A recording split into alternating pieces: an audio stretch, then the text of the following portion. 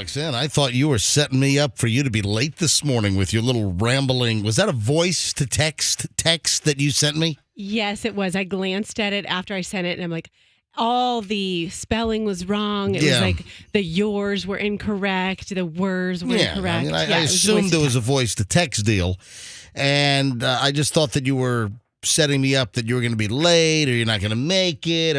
I'll address that in just a second. So I will reveal Roxanne's private text to me from just a short time ago. Were you on the bridge driving when you sent that text? No, I was at a light. Okay. But I mean, a voice text is essentially like a phone call, isn't it?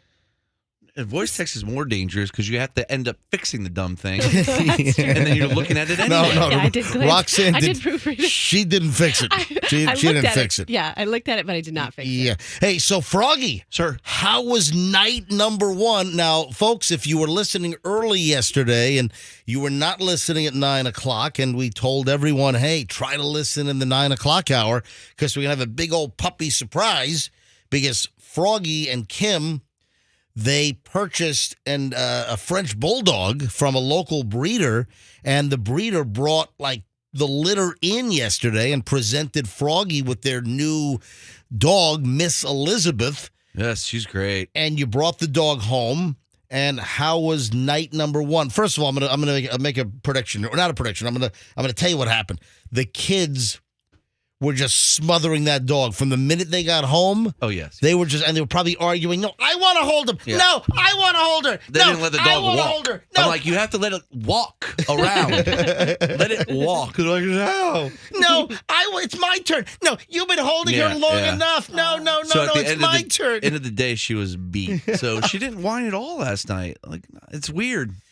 She's presentation happened on the MJ Morning Show yesterday morning. Yeah. It was the presentation of Miss Elizabeth, the French Bulldog. Got a phone call from Lady Gaga's dog walker yesterday and said that he's available? They'd be happy to, or he'd be, I don't know, maybe it is a they, I don't know, that he'd be happy to walk your bulldog. Great. And then I said, well, there is a little bit of gang activity in Town and Country. Oh, Town and Country, has a little, just a tad. There's a little bit of gang activity. Well, listen, over I grew up there. I know, I've been in the gangs, okay? No, you haven't. I ran the gangs, okay? You were not in any gangs. You ever heard of the Kuzmano Nation? Yeah, that's right. Kuzmano Nation. But she's a great dog. Did you guys, well, how do you know that? The dog's 9 weeks old and you've had it for less than 24 hours. Well, for the dog we had before, remember my Boston Terrier, Mimi? What happened to Meatball? Meatball lived to about 15 and then he ate it and died. All right. Is that a good enough answer for you? Well, I wish it wasn't that harsh. I just asked what happened to Meatball. He lived a nice long life. All right. Mimi, when we got her, the first day we brought her home, Kim picked her up to her face, and Mimi snapped at her nose. Oh, my God. So that... Would you return the dog? No, we kept her. Oh, She had a screw loose. Mimi had a screw loose? Oh, boy, did she. She bit through my toenail like 5 times. Oh, my God. When I was sleeping. All right, so Froggy and family got this adorable French bulldog yesterday. And, a lot of our listeners have a lot to say about a lot of things. And why don't people just chill out? Hang on. I will... Judge. I didn't say I will judge. Not you. Oh, all right. I'm being judged. All right. I will reveal what some of the listeners are saying about Froggy's new bulldog, French bulldog. Because, you have an English bulldog, you've got a French American bulldog, and I think you've got a Syrian bulldog. Yes, you do. That's an Egyptian bulldog. Yes, Fester bulldog. A Zimbabwean bulldog. As in what? A Zimbabwean bulldog. Oh, a Zimbabwean, yeah. Froggy, how about a Lesothoan bulldog? Yes. Those are the best. Yeah. Does Miss Elizabeth sleep in your bed? Oh no. We're gonna crate train her first. She slept in a crate. All right, so we'll get into Froggy's bulldog. By the way, Andrew, do you have the images and video? Are they ready to go? So are they up at mjmorningshow.com? And where in mjmorningshow.com can our listeners go? Is it a main post? Yes. Okay, folks, if you want to see Froggy's new French bulldog, we have a whole post up at mjmorningshow.com. So go to mjmorningshow.com and take a look. Also, I shot an Instagram video and a whole little separate video, a little 22-second video in the hallway. You posted it as well. All right, so the link to my Instagram video is also up at mjmorningshow.com. So it's all there. So take a look at Froggy's new, it is an adorable dog. But, man, people have things to say. Hey, both positive and negative. And listen, we don't hide anything. I don't hold anything back on this show. So we're going to deal with all this. You talk about my Lizzie, huh? I'll bust some heads. Now, hang on. I got a question, though. Yes? Did you guys have the name from your own stash of possible names, or did they already name the dog Miss Elizabeth? They had her named Picasso because she has those blotches on her back. But I said, no, I'm going to name, I always said my next dog's going to be named after the greatest wrestling manager in the history of wrestling, Macho Man's wrestler and former wife, Miss Elizabeth. Yeah, so we're calling her Lizzie. Very good. All right, so you guys came up with the name Miss Elizabeth. That's right, buddy. And the name that's too long for a dog, so you're just going to call it Lizzie? Yeah. Okay, very good. All right, Roxanne, I'll address your rambling text in a minute, if you don't mind. That's fine. All right, we're just getting rolling here, folks. It's going to be an exciting, hey, just push the MJ Morning Show fun button. Yeah. All right,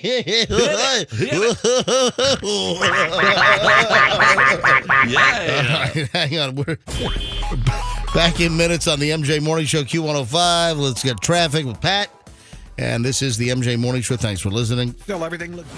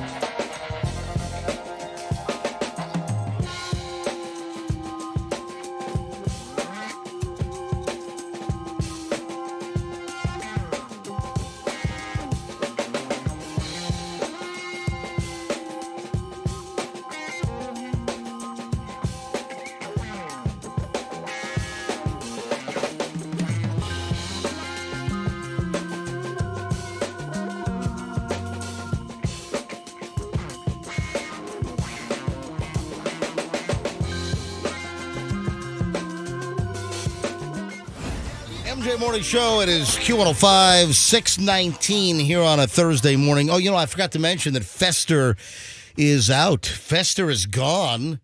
Fester took the family over to the East Coast to go visit Cape Canaveral and the whole launch deal. I guess the kids are fascinated by rockets. So during this spring break week for most of the school systems in the Tampa Bay area, we were off last week because that's the week that worked out for Michelle and myself to fly over to Scotland to see Chloe, watch her play a soccer game in Scotland. And that's why because typically I would try to take off the spring break week that affects most of our listening areas with their particular school district being off. And that's this week is spring break week for most of the schools, but I couldn't align it. I couldn't sync it up this year. So that's why we took off last week, and that's why we're live this week. So Fester is out today and tomorrow. Froggy, you were out Monday, but that wasn't even school or kid related. That was your shelving crap. While you had spring break, yeah, I was slinging shells, baby. Which are they on to the fact that Yes. Maybe let's not talk about on to what. You gonna say something that's gonna make me mad? No. I'm wondering that management here. Yeah, zip it. Are they on to the fact that you guys don't get as many weeks vacation as I get? But you guys essentially get to track that because when I'm off, you guys. Excuse me. Yeah, that's fine. I'll do a show without your ass. Right. Froggy was willing. We saw that. There's text evidence of that.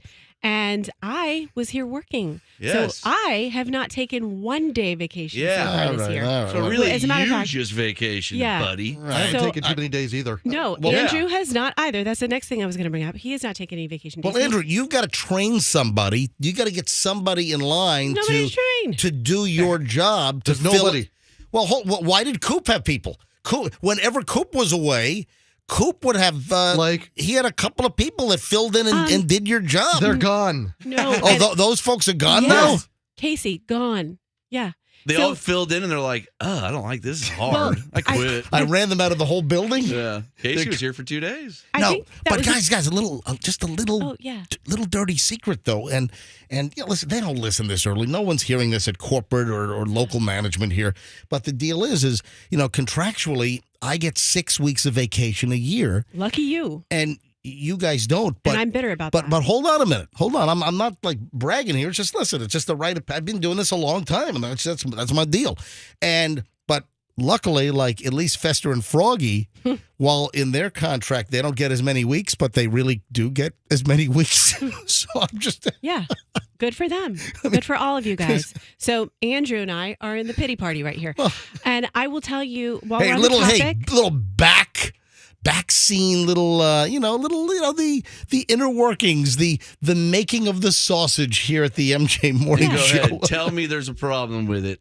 Go ahead. I'm not. Not you. I'm talking to management. Oh yeah, I'm not saying there's a problem with it. Listen, I gotta go and do my deals.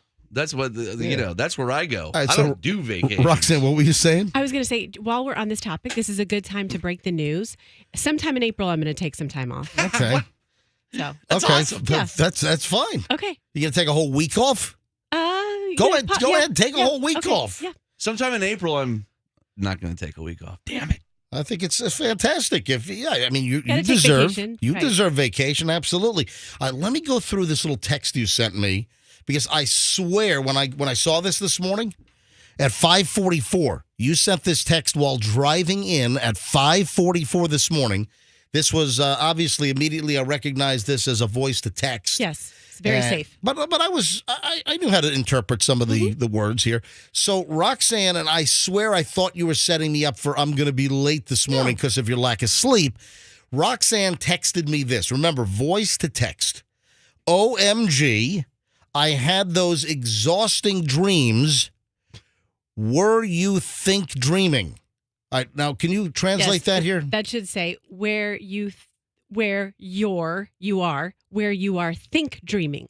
Think dreaming. Okay. Not dreaming. What is that? You're like, we've talked about this in the past. Well, folks, it'll all make sense in a second. You're like, am I dreaming or asleep? Or am I thinking and still awake? I don't know why they were so trippy. I feel like I took peyote Have you taken peyote? No. Peyote in order to have you taken that stuff? No, but I've seen movies where people take it. You gotta go to like Peru and go to the mountains and stay in a hut to take that stuff. I feel like I took peyote. It was either that mushroom powder I took yesterday, at work. That's what it was. Or the cup of coffee I drink at 6 p.m. or the old-fashioned drink, whatever the combination. It was. Wait a sec. What are you doing? Yesterday you took mushroom powder. You had cups of coffee. You had an old-fashioned. Yes. With bitters? Yes. These are all things I normally do not do. Dude, you can't make an old-fashioned without bitters.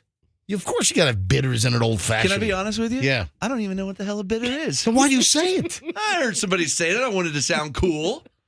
Of course you put bitters. Okay, I normally don't do any of this stuff. Like, normally I don't take that mushroom powder. And then I took it. I don't know if you guys saw me, but I scooped like 2 tablespoons worth into my little styrofoam Was that cup the yesterday. box you got? That was the box that you were interrogating me about. You got a little box, and there was mushroom powder in there? Mushroom powder that's supposed to help you with concentration and help you... Detox. No, it's a replacement for coffee.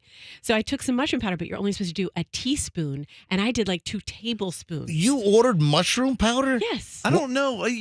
I hear of a lot of people using mushrooms to like get off of like different kinds of serious drugs. Like, is that what you're doing? No, Okay. no. This is just like for concentration. And Well, hold on. Who sold Here. you on mushroom powder? Wait a minute. You got this at a dispensary. Where did you... Roxanne just handed a little pouch to Froggy. Oh, don't spill it on the console because it's open. Whoa. It's open. It's open. Who sold you on mushroom powder? Instagram. It's like Instagram knows that I'm not focused or something. It was like, do you need to focus more? Are you trying to not drink coffee? And I clicked on it. Stop. Yeah. So in your scroll, in your feed on Instagram, you have those ads that are interspersed. Yep. I get like ads for like cookware and pants.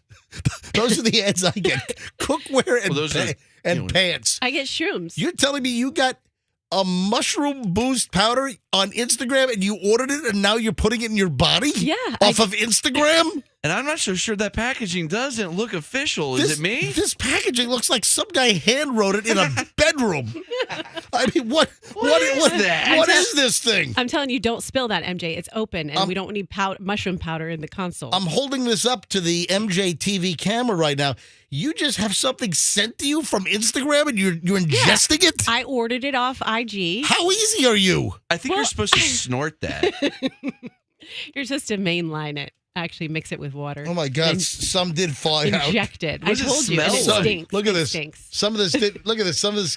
Okay, you can snort that, MJ, and see if you like it. It looks like heroin. I'm telling you. Dude, I think you bought drugs. It looks like heroin.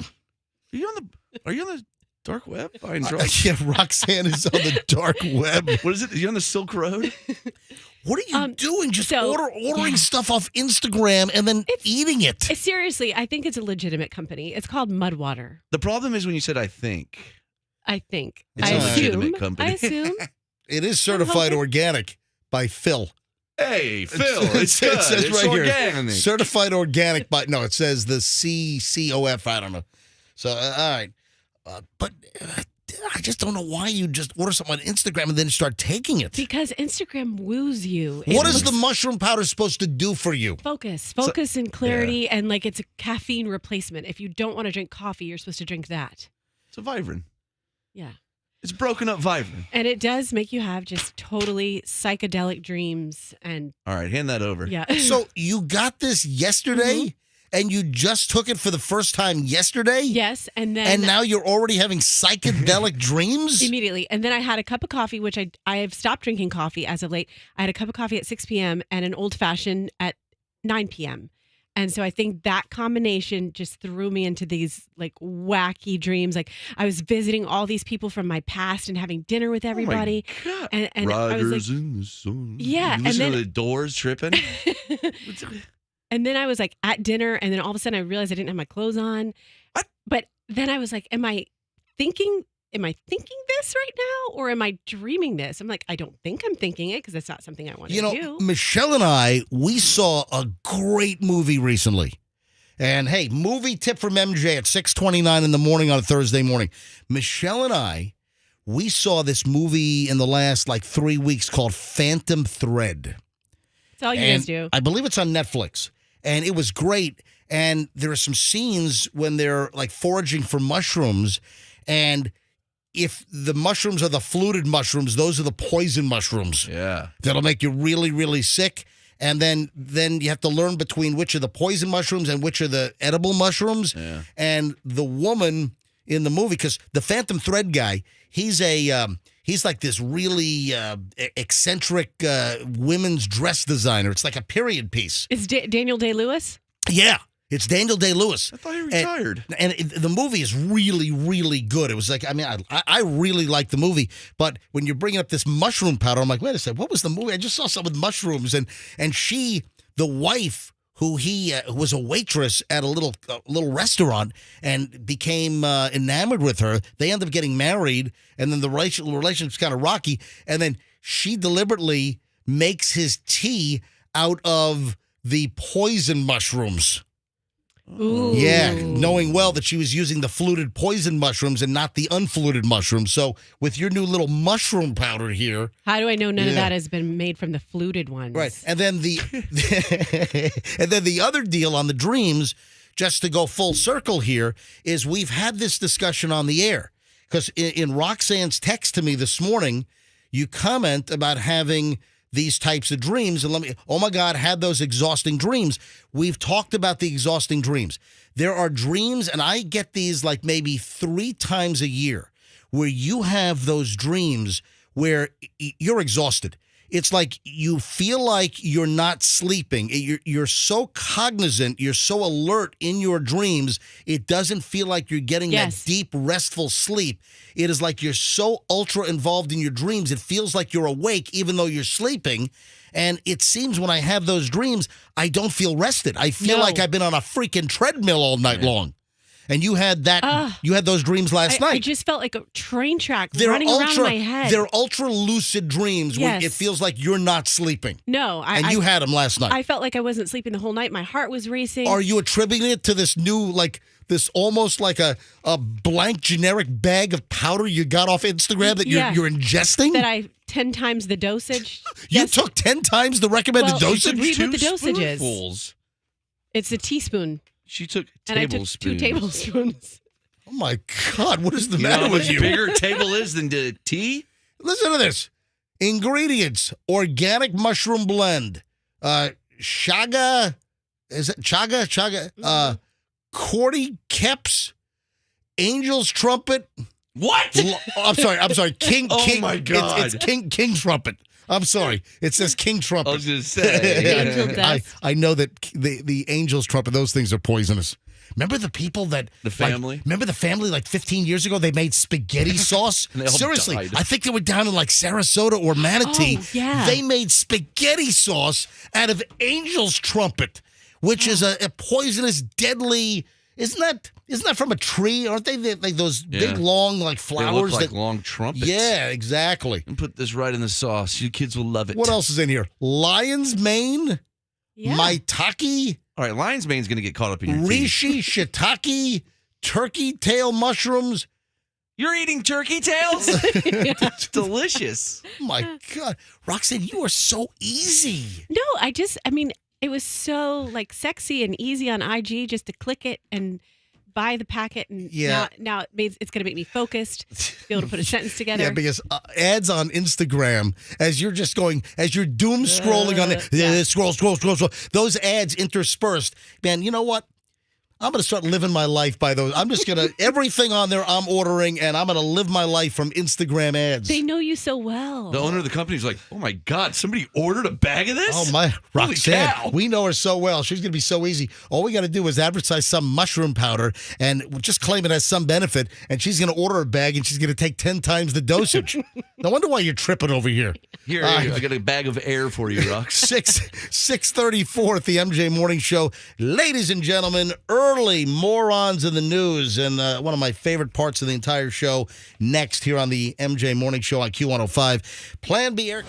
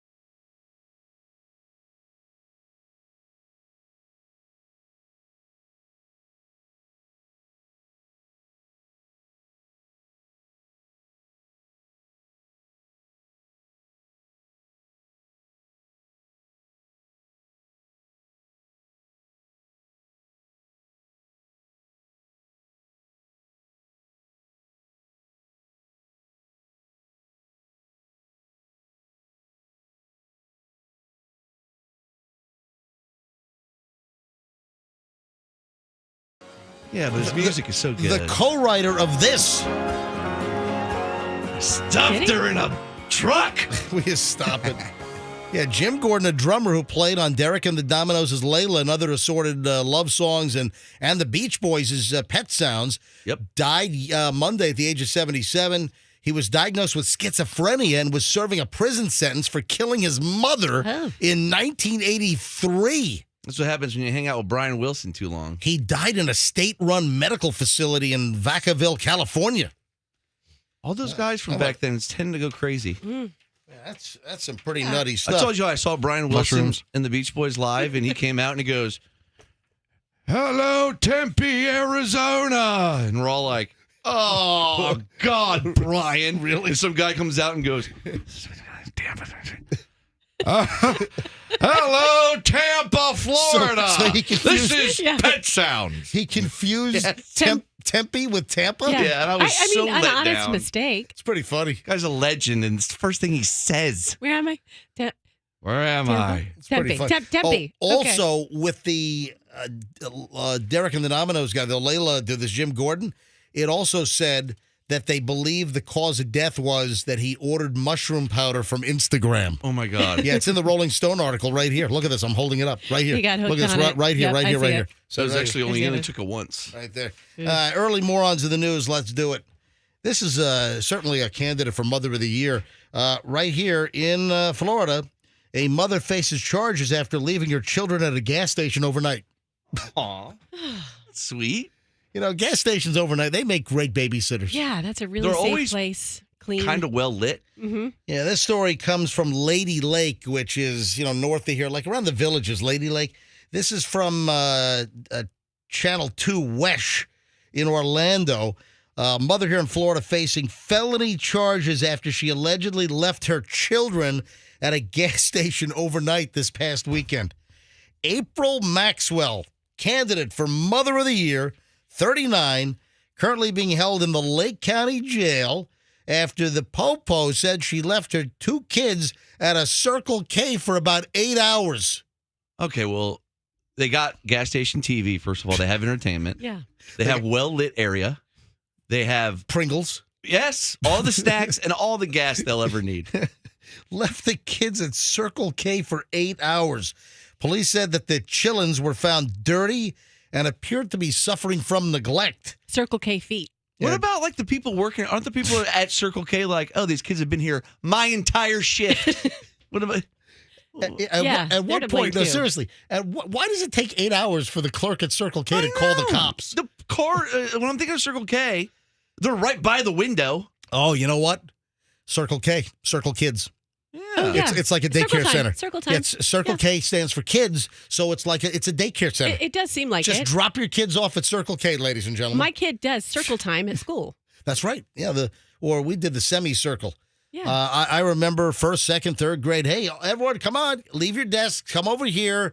Let's let's do a semicircle. Everyone sit Indian style. Yeah. Oh, no. Oh my God, Indian style. Oh my God.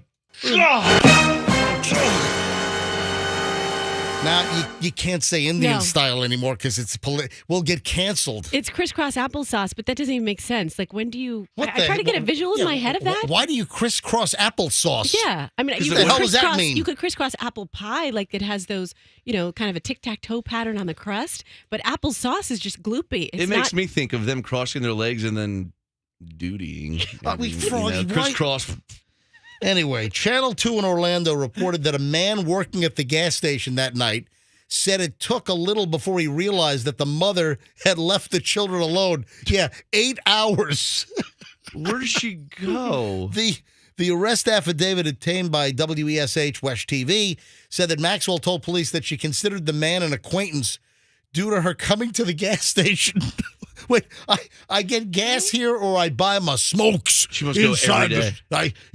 Consider I shop there. I go to this convenience store, so I consider the guy a friend. So I'm just going to leave my kids here. The guy at my convenience store, Mike, who always warns me about buying too many 5-hour energies, he knows me. Hold on, you've got a guy at a convenience store that warns you about buying He's like, two. 3 more of these, Mike? Come on now. And I'm like, shut up, gas station man. Usually they're Give me not 'em. the type that cast judgment Oh, or health advice. Mike does. Mike's a judger. My God. Not sure these are good for you. Unbelievable. Put all the cigarettes behind you. All right. So early morons in the news on the MJ Morning Show here on Q105. Hey, Rox, you sent me an item last night about essentially something that we have to do is not good for our health.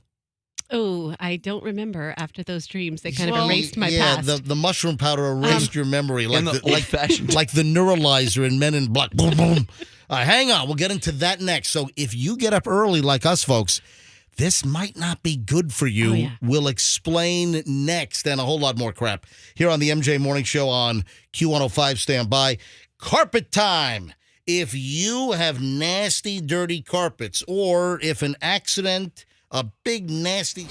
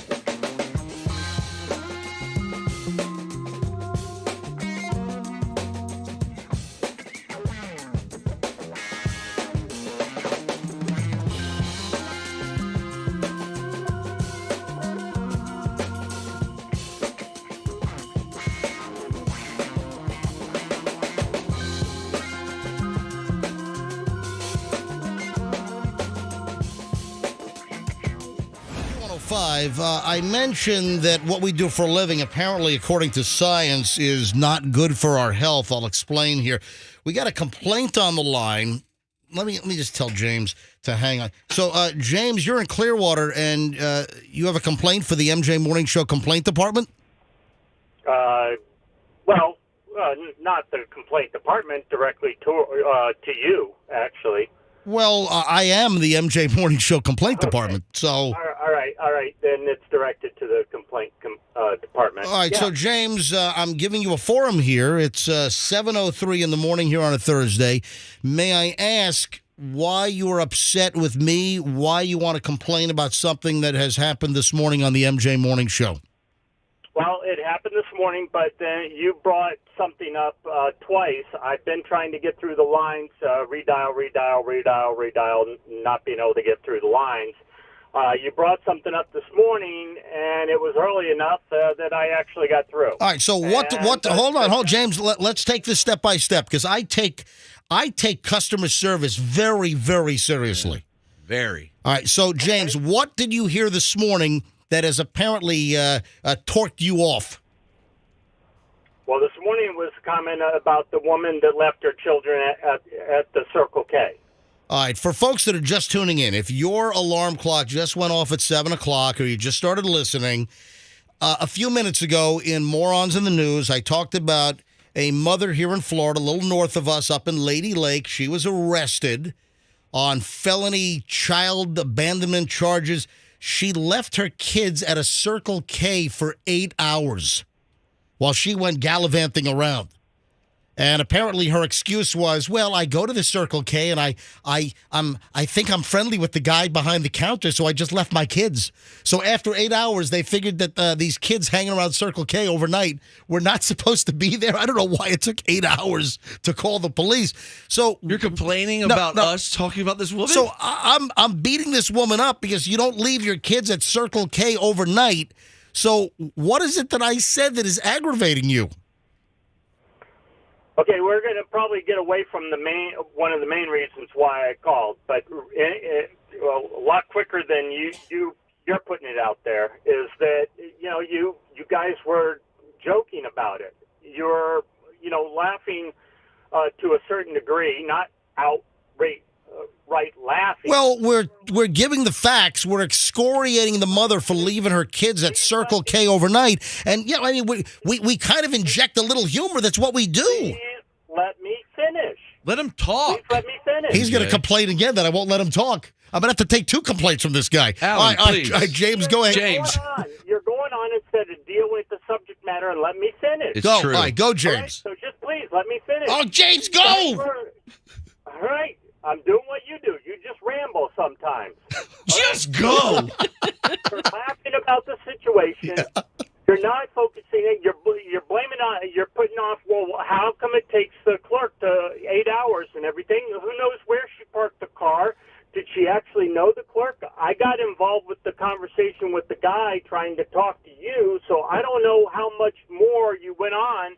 But the storyline that you were putting off was that she parked her car, and you didn't say what happened to her or where she was, that she just simply parked the car. She didn't want, I don't know where she went. Well, I don't know about parking any car. Listen, hold on. Let me just bring up some more details here from the story. So Channel 2, West TV in Orlando, reported that the man working at the Circle K gas station overnight said it took a little while to realize the mother had left the children there alone.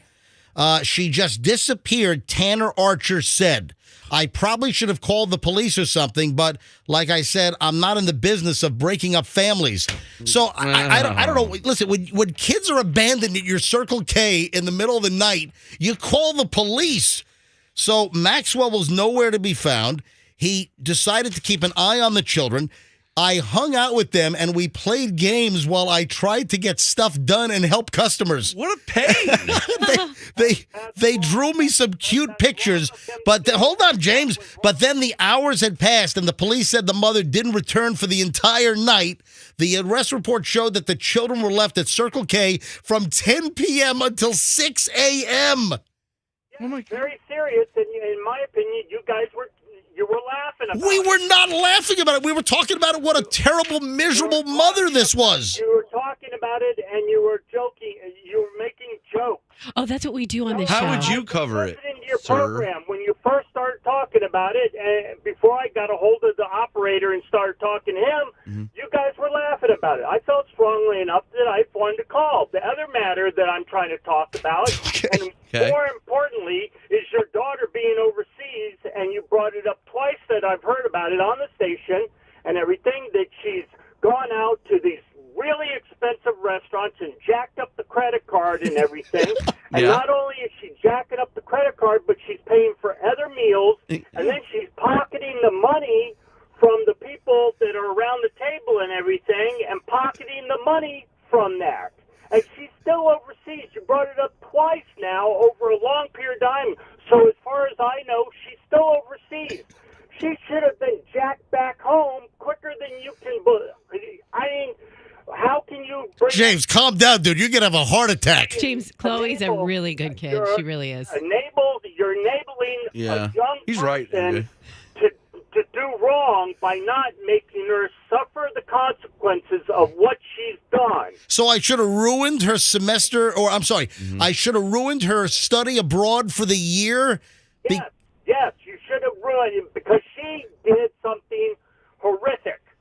She did something horrific. Not only did she jack up your credit card and abuse your credit card and not take responsibility using that credit card wisely. You know how there are Okay. pluses and minuses in life? The All right, good for and the bad? those that are not aware of what's going on here, Wow. Roxanne, hold on to that thought. Okay. Roxanne, hold on to that. James, hang on, dude, hang on a minute. Wait, James, calm down. This isn't the James Just show, James. We want to hang- hear you. Hang on a but minute. We have to kind of pass the baton. For those that don't know what James is talking about, I mentioned a couple of times that I had some expensive charges on my credit card because Chloe has an additional card on the account, and it turns out that she would buy dinner for all of her friends, put it on the credit card, and they would give her the cash. So I'm paying the credit card bill and Chloe's keeping the cash. But James, what you don't know is that we also are funding her petty cash as well. So it's really sort of I want her to tell me this stuff, and now she does, but every, month or so, she needs a couple of £100 out of the ATM, so it kind of balances out. MJ, you brought it up. I did. James, do you hate me? James, do you hate the do you hate the MJ, you brought it up in a different way. You said she's going out to these, and you were boisterous about it and everything. She's going out to these expensive restaurants and hoity-toity restaurants, and you're naming off fancy restaurants' names and everything, and she's jacking up the credit card and everything going off. All right, James, James, we guess got what? it. Yes, sounds Rox. just like Her MJ. dad is This is almost verbatim James. what you were saying. James, let Roxanne get a word in edgewise. All right, Roxanne, go. Okay, James, Chloe is a wonderful, wonderful young lady, and her father is MJ. So you know what the reward of that is? She has to put up with him telling all her business and all her stories on air her whole life. Oh, my She God. gets paid. Can I talk to James for a All second? right, Froggy, talk to James. Not saying James. anything about the fact James. that she is a wonderful person James. like that. James! James, do you hear me? You blowhard ass! You can't let anybody talk! Don't curse at him. Are you done? I'm just interrupting you like you. Okay. Now listen, I want to tell you something. I've never agreed with a caller more in my life. You brought up a bunch of amazing points. Thank you for calling. James, do you like the show? I think you interrupt people and stuff like I'm interrupting you. Yeah, the projector, James. He's giving me a Takes taste one of to my know own one. medicine. All right, so James, can I listen? James is great. James, I got to take a break here, but you've totally blown up my entire segment. I had all kinds of other stuff planned here. James, can I ask what you do for a living? I'm a contractor. Very good. Ah, Like contract killing? What do you do? Like Yeah, what? No, like at homes. I'm a self-employed contractor. I do all my own work and everything, and I have to deal with. All right, so if I need like a renovation of a laundry room in my house, I could hire you? No, get a plumber. Well, it depends on what you want done with the laundry room. All right, so what kind of like give me a little list of the current jobs you're doing as a contractor. What do you I do everything under the sun. I except for electrical and plumbing. All right, I think this is the guy that I want working in my house. Yeah. What do you Sir, Come all on. right. He's going to fight for you. He's going to stand up for you. James, listen, buddy. You're interrupting me just like I was interrupting All right, you. James, I got to take a break. That's why I'm interrupting. James, thank you for You the want me to hang on? No, I don't want you to hang on. Yeah, No. James, stay on Yeah, hold. I'm going to keep you on for the entire show. We're going to talk about Yes. sleep habits Bring next. your Stick daughter around. home and have her take responsibility. All right, for what James. she's All right, done. James. James, I got to go. James, I got to go. right. James, All right. hopefully you keep listening and please call again. Bye, James. Next time you got a complaint, call. The first time I got to hit redial. All right, All James. right, James. James, next time you have a complaint, feel free to call. All right. All right. See ya. Have a nice day. God, I hope somebody carbones you in a truck. My God, I feel like I've just done Peloton for 2.5 hours. That was Holy exhausting. frig. Oh, my God. Listen, the whole segment just got blown up. Everything I was planning there, I got to push off. James. Oh, my God. I love that guy. Oh, all right. I'm worn out, man. I just ran a 10K. The James comments are the most we've ever gotten on any subject matter. I can't even tell you. The texts that are coming Yeah. in. All right, folks, quick break. We're back in a minute. We got the update on Froggy's brand new dog. If you haven't seen the pictures, if you haven't seen the brand new Froggy French Bulldog that was delivered to the station after 9 o'clock yesterday, you can see the video, the pictures, mjmorningshow.com, mjmorningshow.com. The dog is adorable, but we also have some complaints on that as well. We got a long loaded segment next, folks. Don't miss it. MJ Morning Show here on Q105. Stand by.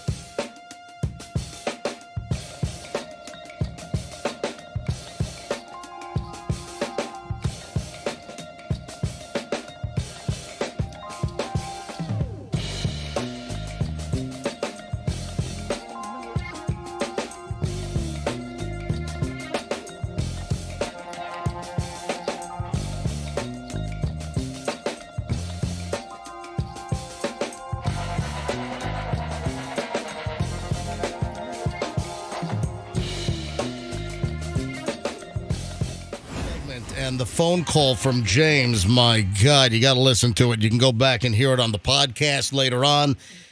MJ Morning Show podcast.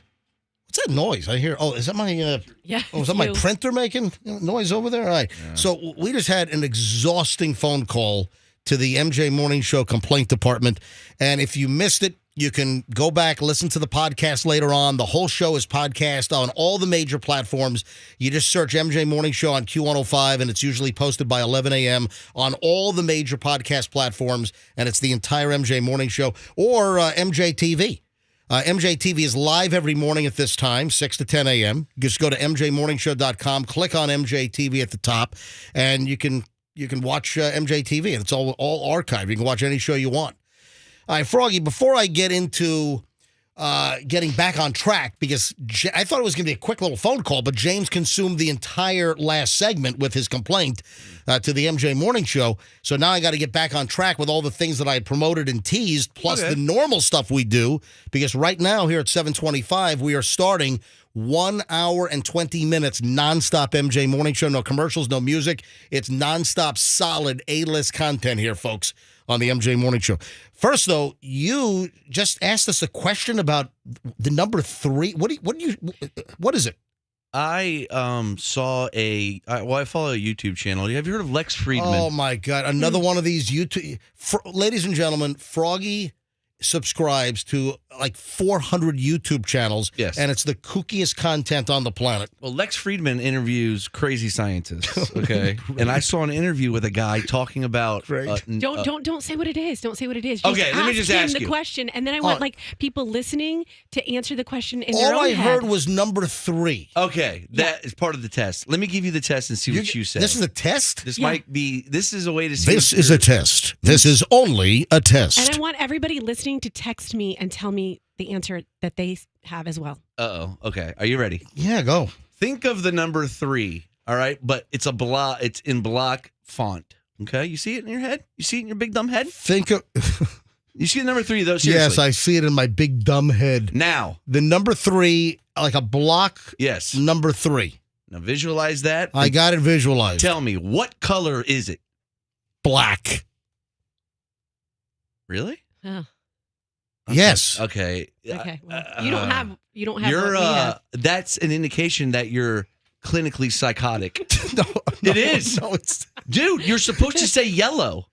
Everybody, I bet, says yellow. What? Yeah. So I'm supposed to visualize the number 3 in my head. Yes. A big block number 3, block lettering number 3, and I'm supposed to answer that the color of the visualized number 3 in my head should be yellow? It's called color synesthesia. I'm sure you're butchering that name. It's called color synesthesia? I don't know. No, it sounded okay. It's called color schizophrenia. Color synesthesia, like anesthesia, but synesthesia. Explain. I see a black number 3. That's really a bad sign because that color is not even on the synesthesia list. Are you depressed? So this is what it is. Like color synesthesia occurs in people who, when thinking of numbers, attach colors to those digits. And it actually is kind of a psychological disorder, but it's a pleasant psychological disorder. So Wait, if I see a black number 3, do I have a psychological disorder? Technically, well... Hold on. Give me the list. Give me the facts here. You want to see there's a little list of the colors of the color synesthesia. What is it? Wait a minute. So you're telling me that each number corresponds with a letter? Yes. No, each number corresponds with a color. That's what I meant. Yes. Each number, because they have synesthesia spelled out, all the letters in synesthesia, synesthesia, is each letter's a different color, and then right below it is the corresponding number. Yes.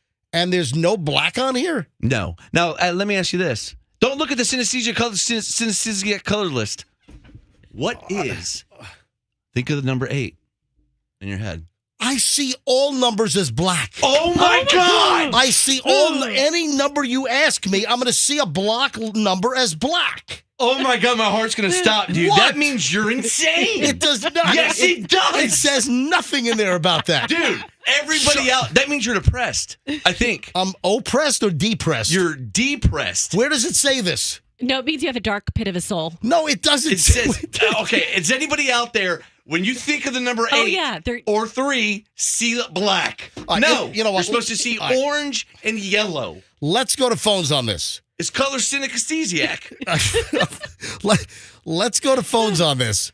I wasn't planning on going to phones. Sorry, am I derailing again? But I saw a great documentary Well, about it. you just derailed the whole show, but I like this. All right, 0, 1, 2, 3, 4, 5, 6, 7, 8, 9. Yes. Do you see all of the numbers in a different color? Yes. If you imagine a block letter number in your head, do you see the 1, the 2, the 4, the 8, the 9, all as different colors? I don't. I see them as totally, every number is black when I think of a big block letter. All right, let's go to phones on this. 800-990-1047. 800-9, as I look at the block letters for 800-990-1047, they're all black to me. 800-990-1047. Let's go to phones right now. Do you see different colors for numbers in your head when you imagine like a big number 3, a big number 5, big number 0, whatever? And does anyone else see only black numbers like I'm seeing? And literally, I need to know right now, is there anything that says what it means if you don't see a color like orange or yellow and you see them all as black? Look at him. Are we so worried? No, because there's nothing. Because listen, during the commercial break, I came in here and just before I even pitched this to you, I go, Roxanne, I'm just going to ask you a question. We're going to answer at the same time. I go, Roxanne, what color do you see when you think of a big block font number 3? And I go, 1, 2, 3, yellow. You guys, we both see yellow. All right, so if we were all 3 in the room, it would have been. Say it again. Okay. What do you see with a block number 3? 1, 2, 3. Yellow. Black. Of course. Okay. But it was like so easy too. It was like, well, it's yellow. Like it's just like she in your literally head. said it immediately. Look at the phones. Every single phone line is jammed. Is this it's something you never really thought about? Can you please tell me, is there anything in the science here? What does it mean if I think that I need to see something that's written where it says if I see all numbers as black in color? I think that's a really bad sign. Well, but you're just saying that. Give me the details in the science. You're not giving me any facts. Well, I'll give you the science. Okay, I will tell you color synesthesia, which is the people who see colors. Yeah. It is rare, but it's also common for people to overlook it. They sort of hide their symptoms, and it's nothing to feel shame about. And there's actually a color synesthesia test that you can take online to see to what degree you have this. Let's go to phones. Jake is in Winter Haven. Hey, Jake, you're up first. Hi, welcome. How's it going? Hey, I'm with MJ. I see black too, but then I was thinking about once you guys said this, I was thinking I've had blue, green. It's almost like you ruined the experiment by asking people. Because now I'm like, well, what color do I look at these numbers when I see it in my head? Sorry, we ruined you. Wait a minute, maybe I do see colors, do you? Now you're trying to get a girl's phone number, and you're like, wait, I'm just seeing pink and red numbers. We've broken the audience. Jake, thanks for listening, buddy. Jan is in Bradenton. Hey, Jan, you're on the MJ Morning Show. Hi. Morning, MJ. Morning. I hate to admit it, since what I've heard is a little disconcerting, but I also saw black on the numbers. Yeah. Oh my God, maybe we're the crazy ones. You guys are the nutsos. No, I think that's what the article says, is if you see colors, you have a disorder. If someone says to me... Oh, wait, black is normal? Black is normal? Yeah. Oh, no! God, thank you. No. Hold on. Read what you're reading. Roxanne, read what you're reading right now. Go ahead, read it. It says... Color synesthesia is very rare. It's common for people to overlook it or keep their symptoms quiet. In reality, it's nothing to feel ashamed about, but it is a psychological disorder. Read the part about the black thing. Where does it say black that black is normal? Well, it doesn't say it like that. It's just saying if you don't see numbers and colors, so basically then everybody you else don't sees have them the psychological disorder. So you and Froggy both have a psychological disorder. I'm the most normal, sane one in the room. There's other Jan, we're normal. Jan, no, I wouldn't be so sure. I've never been normal, but thank you for that. Jan, thanks for the call. Judy in Seminole. Hey, Judy, you're on the MJ Morning Show. Hi. Hi. Hi? Go ahead. Hello. Yes, go ahead, Judy. I see black too, and I thought maybe they were on LSD or something. Oh, my God. I don't know anybody that would think of colors when they think of numbers because ever since you're little, they're in black. Yeah, exactly. No. Yes. Oh, wow, this is weird. Judy, thanks for the call. Oh, crap, this backfired on me. One more call. One more. I just want to take. I got to move on. Yeah, okay. We are so off. Everything's off base this morning. Everything. Sorry. My whole schedule, everything that I had planned in my head is like all thrown into a tizzy. Yeah, I pictured. Starting with James, Yeah. the angry caller about 25 minutes ago. I bet you he sees colors. Yeah, I have all these texts coming in, and I pictured all of them to be yellow, but they're all black. Bud is in Tampa. Final call on this. What's up, Hi, Bud? Bud. You're on the MJ Morning Show. Hey, thanks for taking my call. First time caller. Love your show. Hey, I see black too. I'm the third, by the way, and black is it. I agree with MJ. Maybe just super creative and awesome people see colors, and people who need Al Pacino shoe lifts don't see colors. Stop it. Yeah. Hey, Andrew. Bud, thanks for listening. Andrew, what do you see? Andrew, the number 3, what do you see? I see black as if it's printed on a page. Yeah, Damn exactly. it. Yes. You're all What's wrong with you you're all guys? normal, I guess. Let me now put things back on track because I teased a couple of things. Didn't expect the angry phone call from James in the last segment to consume the whole damn segment. First of all, I kind of teased it with if you wake up early, it's not good for you. And especially, us doing this morning show, us waking up early, according to science, waking up early, it's bad for you. Now, Roxanne, explain this to me. Waking up artificially when an alarm goes off throws off our internal body clock. Listen, I got to get up early because we have to be on the air at 6 a.m. And if I didn't set a clock to get up, I would probably sleep through maybe the first hour or so of the show. So I've got to artificially be awakened by the little cuckoo, cuckoo, cuckoo, which I have set on my Pixel, my cell phone. So, yes, I wake up artificially. And the science here says it's not good for you, that you should be able to wake up normally. You should be able to wake up naturally without an alarm clock, right? And of course, a natural wake up comes normally when the sun is coming up. That's how we're really built. That's what our circadian rhythms run off of. And so what we are all experiencing in this room, since we have to get up when it's still dark out, and since we have to get up with an alarm clock, is we're experiencing something called social jet lag. And it's the effect of people having to get up with their alarm clock rather than waking up naturally. Social jet lag. Social jet lag. When you have to rely on the alarm clock versus like waking up naturally. Right. And we have more stressful lives and lower life satisfaction. I got to be honest that on the weekends, I tend to wake up naturally. I have unless I'm doing something early on a Saturday or Sunday morning, and sometimes I do, and I have to set an alarm.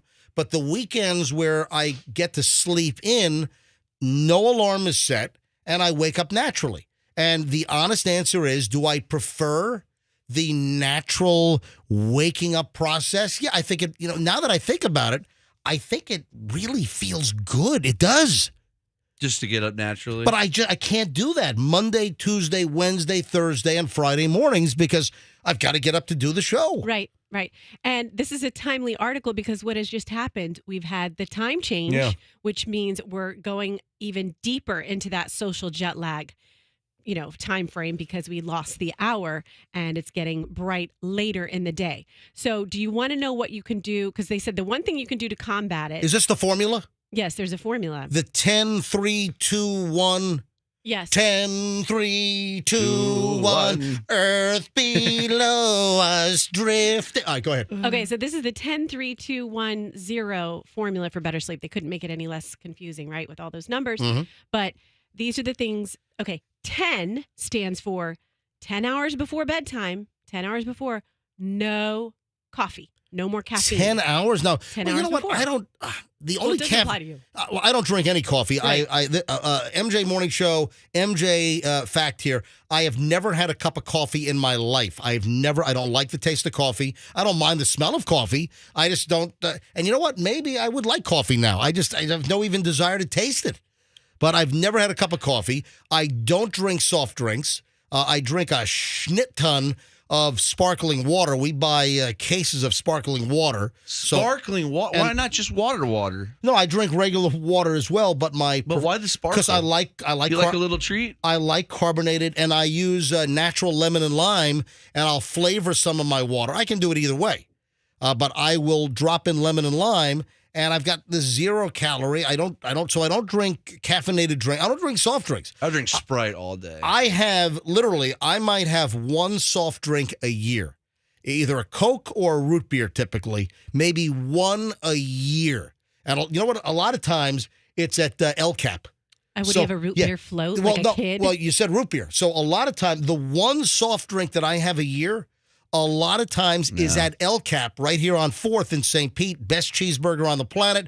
And, I'll order like an IBC root beer or cream soda in the bottle. And that's like my one soft drink for the year. Sprite's the best soft drink ever made on earth.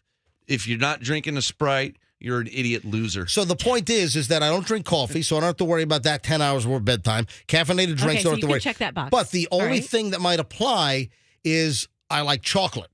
So chocolate has caffeine in it. So I might have some caffeine via chocolate within 10 hours of bedtime. Like a little child. Yeah. You put the chocolate in the sparkling water and watch it go dissipate? No, Michelle puts a little chocolate on my pillow every night before I go to bed. It's like I have Michelle doing a hotel theme at my house. Awesome. That's hot. Yeah, she even puts little triangles on the toilet paper on the roll. Is she wearing like a French maid's outfit and they do a role play? Yeah, and she's got. You ought to see the garter belt setup she has. Ooh. Yeah. Michelle. Yeah. She's got Andy's mints tucked in there. So are you done now, or do we have more for the? Yeah, there's we more got through facts. one number. 10. Okay. We only did the 10. All right, so what's the 3? So that we still have 3210. What's 3. 3 hours before bedtime. No, that is a toughie for me. No more alcohol or food. How do you think I'm supposed to fall asleep? I don't drink during the week, but Michelle and I will share a bottle of wine on Friday and Saturday nights. So. Well, yeah, you're messing up. You're messing up your what's the weekend number? What's the number 2? 2 hours before bedtime. No more work. I violated that last night too because I was sending you my. I violate that every night. I'm working up until I put my head on the freaking pillow. That's not good for you. I stop working 10 hours before sleep. That's my rule. You need to get those blue light blockers. And what's number 1? And number 1 hour before bedtime, no more screen time. That's impossible. I know. I can't do it. You can't just lay there and go to bed? My job does not permit me. I'm prepping this program on my computer until minutes before I go to bed. I can't live by this schedule. No, and the 0 I don't have a conventional job. 0 is 0 times you hit the snooze button. So none of us hit snooze in here, right? That would be weird. How is there no self-pleasurement time? What are you saying? Well, you know what? Forget I said that. You're doing a lot of that lately. Hey, Froggy, how's the new dog for the second hour batch of listeners here? If you missed this yesterday, folks, a breeder that Froggy and Kim tracked down, a breeder of French bulldogs from Zephyr Hills. Yeah. Was it Mimi and Mo? Mimi and Mo, They're yes. so nice. Mimi and Mo, they brought in 5 9-week-old French bulldogs into the station yesterday. And this has kind of caused a little bit of a controversy. And we're an open book here. I have no issue talking about every aspect of this. And I'm going to tell you what some of the feedback was. And the feedback is all over the road. So Froggy and Kim decided they wanted a French bulldog. And it's a hot breed these days. They're expensive as hell. Lady Gaga's dog walker got shot as those guys tried to steal Lady Gaga's 3 French bulldogs that the dog walker guy was walking out in L.A. So Mimi and Mo bring in the litter to the station. Oh, were they a hit? And it was a hit. And Froggy and Kim, they'd already picked out the French bulldog they want. It's named Miss Elizabeth. And we call her Lizzie. And we had the big reveal in the 9 o'clock hour. Now, if you missed it, video and pictures are all on our website. When you get a chance, go to mjmorningshow.com. Go to mjmorningshow.com, and you'll see it right on the page. Just scroll until you see. Hey, Andrew, what's the headline on the Froggy Bulldog story? What's the actual headline that you wrote? Video, MJ Morning Show welcomes Froggy's new puppy. Nice. All right, and how many different pictures and images do you have posted in there? I think I have a couple of videos and 2 or 3 images. Excellent. All right, so take a look at this adorable French bulldog. Go to mjmorningshow.com when you get a chance, mjmorningshow.com. So the dog's a hit with the family. The dogs were a hit. You should have seen our hallway. Oh, my gosh. Nobody worked for hours. Yeah.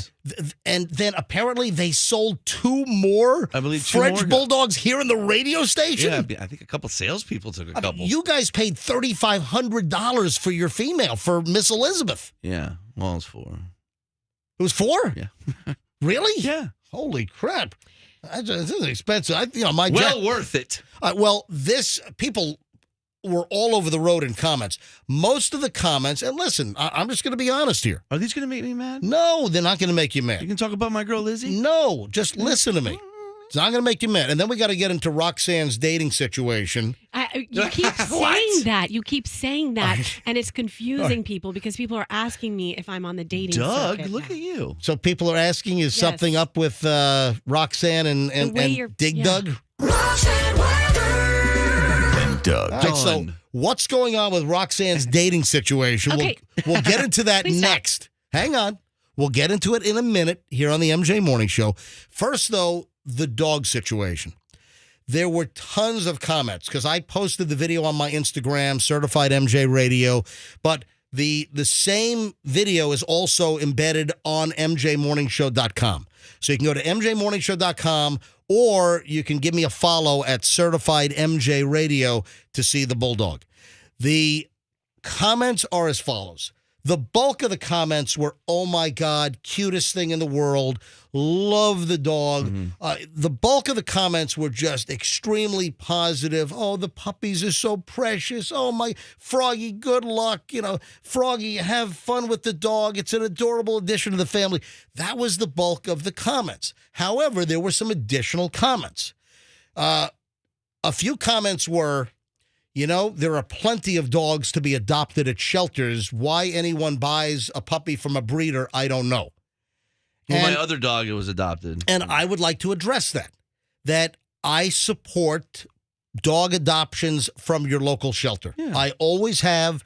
This has come up on the show many times. So if you're inclined to adopt, yes, absolutely, please. I encourage people that if you want a dog and a sheltered dog, a rescue dog, whatever, if that fits the bill, please help the shelters clear out these precious dogs that they have.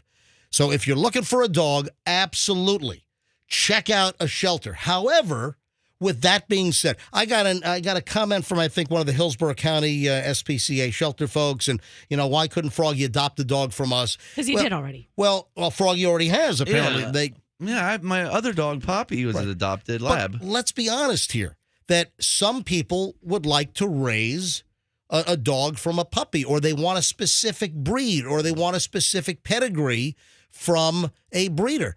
I support either. I encourage people to adopt from a shelter, which I think is an awesome idea. In fact, how about if we could get 300 or 400 listeners today that are in the market for a dog? Why don't you go to your local shelter in your local town, your city, your county? Yeah. Go adopt a dog from a shelter. So I absolutely encourage that. I think it's phenomenal. Everybody does. But I'm also not going to take away the fact that there are some people that want to get a 8-week-old puppy of a specific breed, of maybe a specific pedigree, and it's different strokes for different folks. I don't have an issue with that. All right.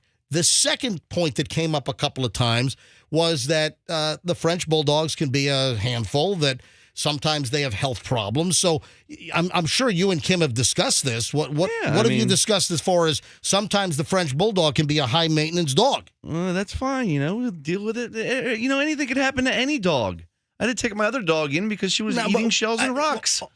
Well, no, the point is, I think that French bulldogs have a higher degree of health or medical issues. Don't they have That's pugs. Pugs have that. Don't they have breathing issues? Pugs. We used to have a Boston Terrier. Essentially, it's smashed in dog faces. Smash faces, right? And, it is what it is. We wanted one, and we're going to have one. If you don't like it, no, hold on. I'm not saying that. I'm just saying that some of the listeners have commented. All right. So yeah, if they have health problems, you know what? I have health problems too. What do you want? My wife to turn me away?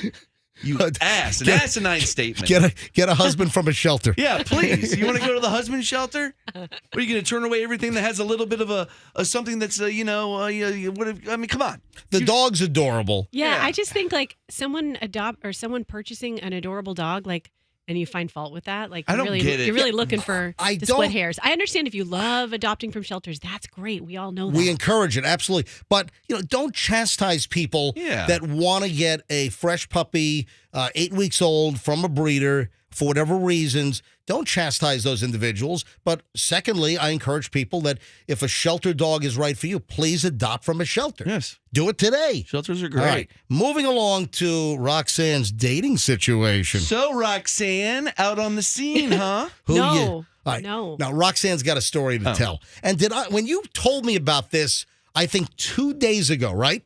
I think it was Monday night. Monday or Tuesday night? It was Tuesday All right, Tuesday night, I'm walking the dogs, and I was speaking to Roxanne. We were talking about, what was it? Was it your car? We were talking about my car. Right. Car talk with MJ. So Roxanne had a regular service scheduled for an oil change from Fields BMW. Again, folks, for BMW, you want Fields in Lakeland. They came to the office. Fields BMW. They send the valet right to our studio here in St. Pete. They picked up Roxanne's X5, took it for service, and I was speaking to you about that because your service was scheduled the next day, but also you had low tire pressure, and I said you probably have a nail or a tack or some shrapnel in your tire. And you were correct. I was. Wow. Were they able to patch it? I don't know. What? Well, or do you have your car back? Is your car back? It is. No, I don't like car conversations. So I'm just like, okay, just fix it. So what did they do? Yeah, they fixed it. All right. Well, there you go. All right. So during the conversation that I had with Roxanne rolled this dating situation by me. And didn't I call BS on this right off the bat? And you were arguing, I don't think so. Well, I don't think so. I looked it up and it was a legitimate company, but you did call BS, so maybe you're correct. Well, I could be correct. Why don't you explain what your dating situation is? What is the story we're about to talk about? Okay, stop saying dating. What is your dating situation, Roxanne? I have a baby daddy for 16 years or something She like has that. a Doug, all right? Yeah. So you're solicited. Yes. First of all, how did this interaction, how did this approach you? Via what channels? LinkedIn, which I never, ever, ever go on LinkedIn. You got a message on LinkedIn? Yes. Really? So I went you know what? Can I confess? That thing is still around? I don't even have a LinkedIn. I've never had LinkedIn. You know, our company wants us to check in on the LinkedIn. Have you gotten those emails? No. What? I Beasley ignore, wants us to. I ignore most be of the more corporate email, but that's a LinkedIn whole active. different story. So hold on. I do not have a LinkedIn. I am never going to have a LinkedIn. And people are like, hey, maybe we can connect. What's your LinkedIn? I'm like, I don't have a LinkedIn. When I first started... I had Lincoln Logs when I was a kid, okay? When I started in sales like 10 years ago, they're like, you got to do LinkedIn. And I was on it, and I'm like, this does nothing. I'm doing nothing. I'm selling nothing. Connecting with people for absolutely no bleeping it's reason. weird. You were contacted via LinkedIn by a woman. Yes. And how did this contact evolve? Okay, her name is Chloe. And she hit me up and she said, hi, Roxanne, can I ask you a quick question? And this was actually on my birthday. And I did not see this message. And then I happened to go on Tuesday on LinkedIn for the first time in like 6 months. And she said, hi again. I wanted to be a little cheeky and ask you my question anyway. I hope you don't mind. I just wanted to say I'm a professional matchmaker and I'm working with a client that I think you would really click with. This is a completely bespoke match. And I had to Google bespoke. But everybody come on. Bespoke shirts. Bespoke is customized. I know, but Come on, you didn't know you didn't know that? with all of your Versace and Balenciaga and all of your haute couture. She doesn't wear Balenciaga. That's not really me. Yeah, I'm kind of like low maintenance. All of your fashion. Gucci, all of your Givenchy, with all of the high fashion, highbrow brands. You didn't know what bespoke meant? I know you're being sarcastic because it's not really me. I'm more of, all your pretty casual. hypercolor shirts. Okay, I'm sorry. All the Target stuff you wear. All right. Somewhere in between. Okay. So this is a completely bespoke match. And I was wondering if you'd be open to hearing a little about them. Hell yeah. And so then I just hit her back and I was like, hi, thank you so much for thinking of me, but I'm in a relationship. It sounds like you have a really cool business. What are you doing? You're gonna mess with this woman. Yeah, and then Is your picture on your LinkedIn? yes, it's that one. It's that picture. Well, what picture? I don't know what that picture is. Is it the one with the windswept hair? Yes. With the Beyonce blower hair? Hold on. Is it like the one? Is it the picture that looks like you just went for the ride of your life? Yeah, you're glowing. And I think there's a cigarette in your hand. That's called just got off Space Mountain. By Daddy. the way, I have no idea what this picture is. I've never seen this picture. You've seen it. We've had like Oh, The one they put up in Andrew, meetings. Andrew, rush that in here. Andrew, bring that. Andrew just held it up from the glass from the producer's booth. I got to hold this up to MJ TV. Yeah. So this is. Hand me your phone. This is the picture. Oh man. This is your picture on LinkedIn. Yeah, I haven't changed my profile. It still says I work at a TV station. Is it a hair blow? The hair blow? I'm holding this up to MJ TV right now. Do I have it on? Is it on? Let me see MJ if it's the one I'm thinking of. It's this right here. Oh my God, yeah, there you go. She's like, oh, Doug, that was sort of mediocre. Hold on, this is like a porn star picture. No, it's not. It is. You know what that It's looks like? So not a porn Roxanne, star don't picture. take this the wrong way. But you know when you go to a strip club and it says next month's feature Mercedes Stardust or whatever? You're right. And it's a picture of her. It is. I'm holding it up to. I'm holding this picture of Roxanne's LinkedIn profile shot. I'm holding it up to MJ TV right now. So if you're watching live, you can see it. If not, later on, you can go back to MJ TV and see it. Wow. Is Here there at a homepage picture on your OnlyFans? you know what? Or it's the profile picture for OnlyFans. I feel like when we had our first introduction to our new GM, that everybody's pictures was up on a screen in the meeting with everybody on the all staff meeting. Yeah, and he was like, everybody's going to be getting new pictures. And he's like, except Roxanne. Except Roxanne. Oh man. Anyway, I would like to go to phones and ask any of our listeners, what's the game here? Because I said to Roxanne that this woman reaching out saying, hey, I'm a matchmaker and I've got a client that I'd love to introduce you to. What's the game here? What's the racket? So, Roxanne, you think this woman was searching LinkedIn for resumes and pictures of women that look like they just got off a roller coaster? So, and then she has you think this is a legitimate business for this matchmaker? So I went. If anyone, let me give out the number here. If anyone knows about, is this a racket? Is this a game that Roxanne was solicited by allegedly a woman? This just has this has so many problems. Okay. I'm sorry. If anyone knows anything about this, is this a ploy? Is this a racket? Are these shenanigans? 800-990-1047. Call us up. Let us know. 800-990-1047. If there's like a matchmaking dating service that is searching social media like LinkedIn to try to match people together. If you know anything about this, 800-990-1047. Maybe you were approached. Maybe you were solicited. Did you follow up? Where did it lead? Somebody give us some insight because my BS detector sounds like this. Yes, Roxanne. Okay, when I went to her LinkedIn profile page, she works for a company called Enamor. And Enamor is a fancy dating service where you're not on like a Tinder, you're not on the apps. They just have your information and then they sift through all the potential matches for you. You mean like I'm enamored with you like that? Yes, Oh, okay. exactly. Interesting. So they do all the searching. But in the meantime, how about the fact that I told you to get back to the lady and say, hey, would you like to come on our radio show? We'd like to know about your little gig here.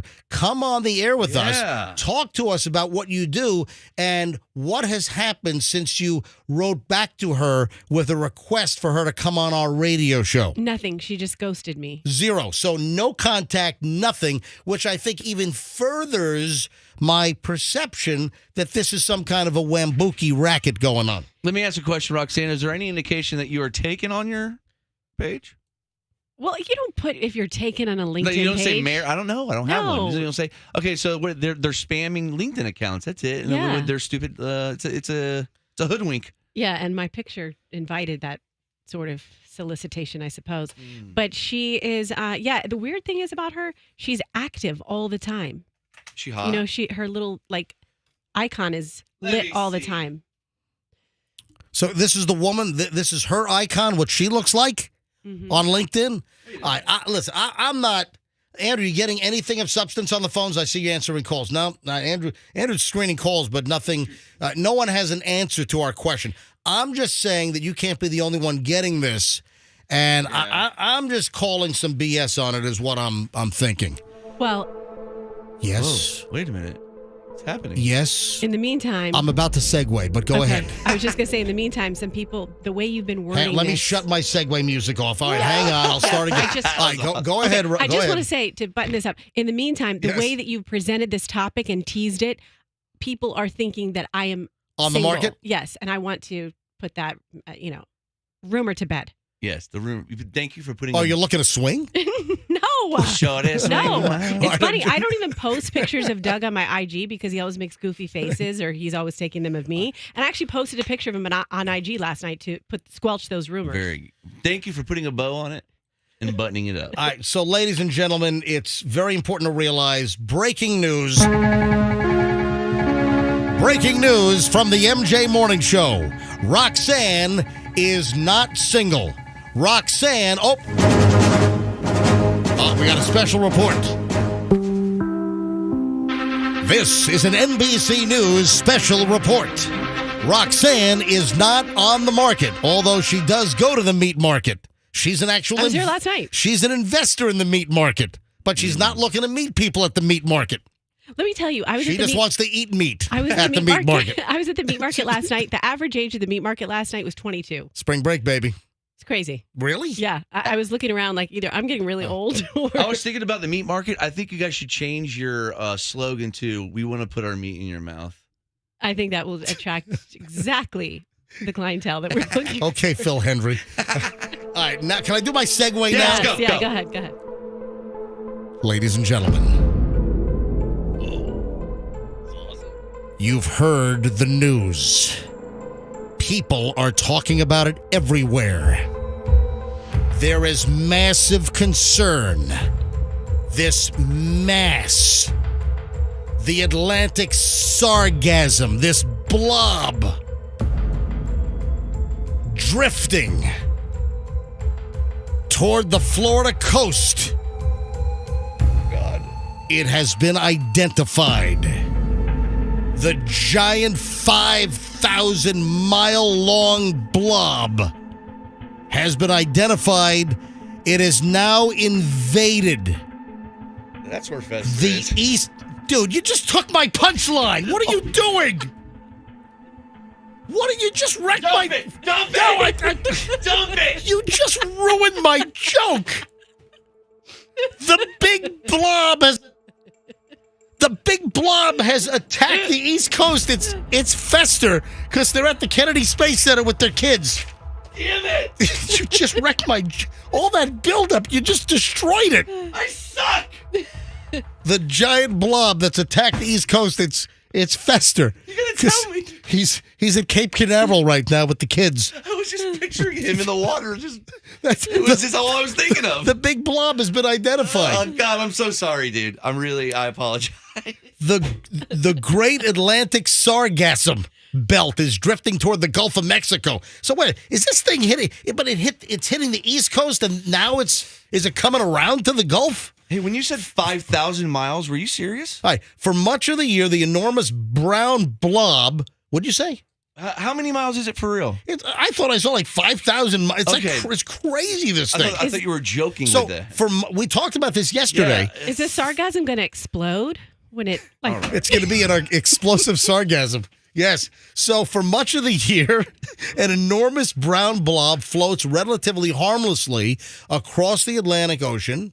Its tendrils provide shelter and breeding grounds for fish, crabs, and sea turtles, spanning thousands of miles. It's so large, it can be seen from outer space. That's oh my God. That's Fester. That is. Fester is so large. He can. I can't believe you busted my joke. What do you want me to read your mind? Yeah, it's just joke synchronicity. Wasn't it obvious where I was going? I guess it was. Yes, it was. Damn it. So, we need a time machine. That was it. That was the only reason. I was just setting up the joke. That was it. It was just a hit and run. I blew it. Oh, I suck at this. Hey, by the way, with your new French Bulldog, I also saw that the French Bulldog becomes the top U.S. dog breed. Have you seen this? Really? Yeah. Number one, huh? For the first time in 3 decades, the U.S. has a new favorite dog breed, according to the American Kennel Club.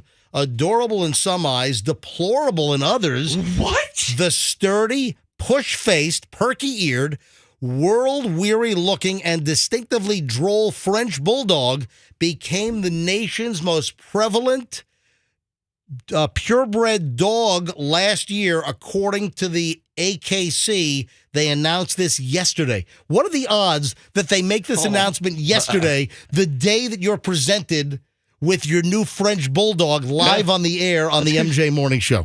And why is this What are breed, the odds of this? Why is the breed so controversial? You know, it's really upsetting me now that I have a child. The French Bulldog, or Frenchies as they're known, ousted the Labrador Retriever from the top spot after a record 31 years. Wow. Why? They're comical, friendly, loving little dogs, says French Bulldog Club of America spokesperson Patty Sosa. City-friendly with modest grooming and exercise needs. They offer a lot in a small package. Yet the Frenchie's dizzying rise, it wasn't even a top 75 breed a quarter century ago, worries its fans, to say nothing of the critics. The buzzy little Bulldogs have been targeted in thefts, including last month's fatal shooting of a 76-year-old South Carolina breeder, 2021 shooting of a California dog walker who was walking Lady Gaga's 3 French Bulldogs. Yeah. There's concern that demand plus the premium that some buyers will pay for the exotic coat colors and textures is endangering quick buck breeders and, is engendering quick buck breeders and unhealthy dogs. So, oh, come. You know what, everybody? Relax, okay? My other dog is a Labrador Retriever, now currently number 2, I guess. and by the way, if you want to see Froggy's 9-week-old French Bulldog puppy, go to mjmorningshow.com. Go to mjmorningshow.com and look for the little post that says video, Froggy's new French Bulldog, whatever the hell it says. But we've got video and we've got pictures up there. mjmorningshow.com. That's mjmorningshow.com. See the pictures from the studio. It happened after 9 o'clock yesterday. That's why we were promoting, hey, big thing coming up. Froggy's going to get his new dog. And it happened about 9:15 yesterday morning.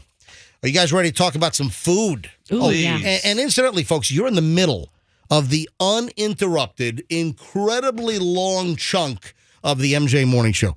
Every morning, beginning somewhere between 7:22 and 7:25-ish, we start 1 hour and 20 minutes nonstop MJ Morning Show. No music, no commercials. And you're in the midst of it right now. And let me just offer up something else. If you're in the car and you listen to the show, you love what you hear, and then you get to your destination, you shut us off, why? What are you missing? Figure out a way to keep listening. And, of course, you don't have to be in the car or, at home listening on a radio. You can listen on your phone. So make sure you get the iHeart app, the TuneIn app, the Odyssey app, AUDACY, or you can get the MyQ105 app. And you can listen to us live on your phone. You don't have to stop listening to us. Keep listening to the MJ Morning Show for as long as you can every day, because you're going to love what you hear. And there's a way to listen. Use your phone. It's an app. Simple as that. So listen on the app. Or you can go to mjmorningshow.com and click on Listen Live. Listen live on mjmorningshow.com. You can listen on your desktop computer as well, or any of the smart speakers. Just say, MJ Morning Show, Q105 or Q105 Tampa Bay, and it'll come up. Now, on to food. Are you ready? Yum. You want to say yum again? Yum. Starving. 6 ways your sandwich is trying to kill you. Oh, God. You want to say yum again? Everything is trying to kill you. That would make a good horror movie, too. A sandwich that kills people. Hey, I still have the music. I still have the suspenseful Fester Blob music. This summer, murder sandwich. What sandwich, if you had to be killed by a sandwich, what sandwich would you like to kill you? Oh, my God, salami. I was gonna say like a hot pastrami. Oh, I'm banh mi all the way. I love a give me a banh mi Vietnamese sandwich, man. A Monte Cristo. Hey, you laugh. Yeah, by Monte Monte Cristos are like the worst possible sandwich you can eat. You It's a laugh. heart attack on a plate. It is. It's a total heart attack on a plate. What killed Mama Cass? A Monte Cristo sandwich? Murder sandwich. Oh, it was a ham sandwich. Didn't she choke on a ham sandwich? Yes. She did, didn't she? She did. She'll be in the movie. Murder sandwich. Sounds like a Netflix production. Murder sandwich. No, I'm not kidding around here. 6 ways your sandwich is trying to kill you. Okay. And I read this last night, and listen, it's obvious things. Obviously, a sandwich consists of bread, and, it's calories, carbohydrates. Bread causes blood sugar levels to spike, but bread makes a sandwich. Yeah, you can have an open-faced. Losers. Or a lettuce sandwich. Man, I love great bread. Grape Yeah. bread? You know what I... Grape? They have grape-flavored bread? I said I love great bread. I didn't say... I'm like... I didn't say it. I didn't say grape bread. I said great bread. Great bread is when you dip it in wine. Let me tell you what I miss. Oh, God, I dream of this. Guy named Franco used to own DeLeezy Bakery. DeLeezy Bakery was in the shopping center in South Tampa, south of Euclid on South MacDill. And it's the shopping center where Cafe Paradiso is, great Italian restaurant. Paolo Tini owns it. So Cafe Paradiso is still there. They've been there since like 1994, 1995. But right next to it, they used to have DeLeezy Bakery. And Franco made a ciabatta loaf that was, I think to this day, the best bread I've ever made, I've ever had in my life. He made ciabatta? He made a ciabatta loaf that was unbelievable. I'm telling what's you. in ciabatta? Ciabatta. It's an Italian bread, a ciabatta loaf. It was an amazing bread. Oh. And then they retired. They closed down. So I ran into Franco like 8 years ago.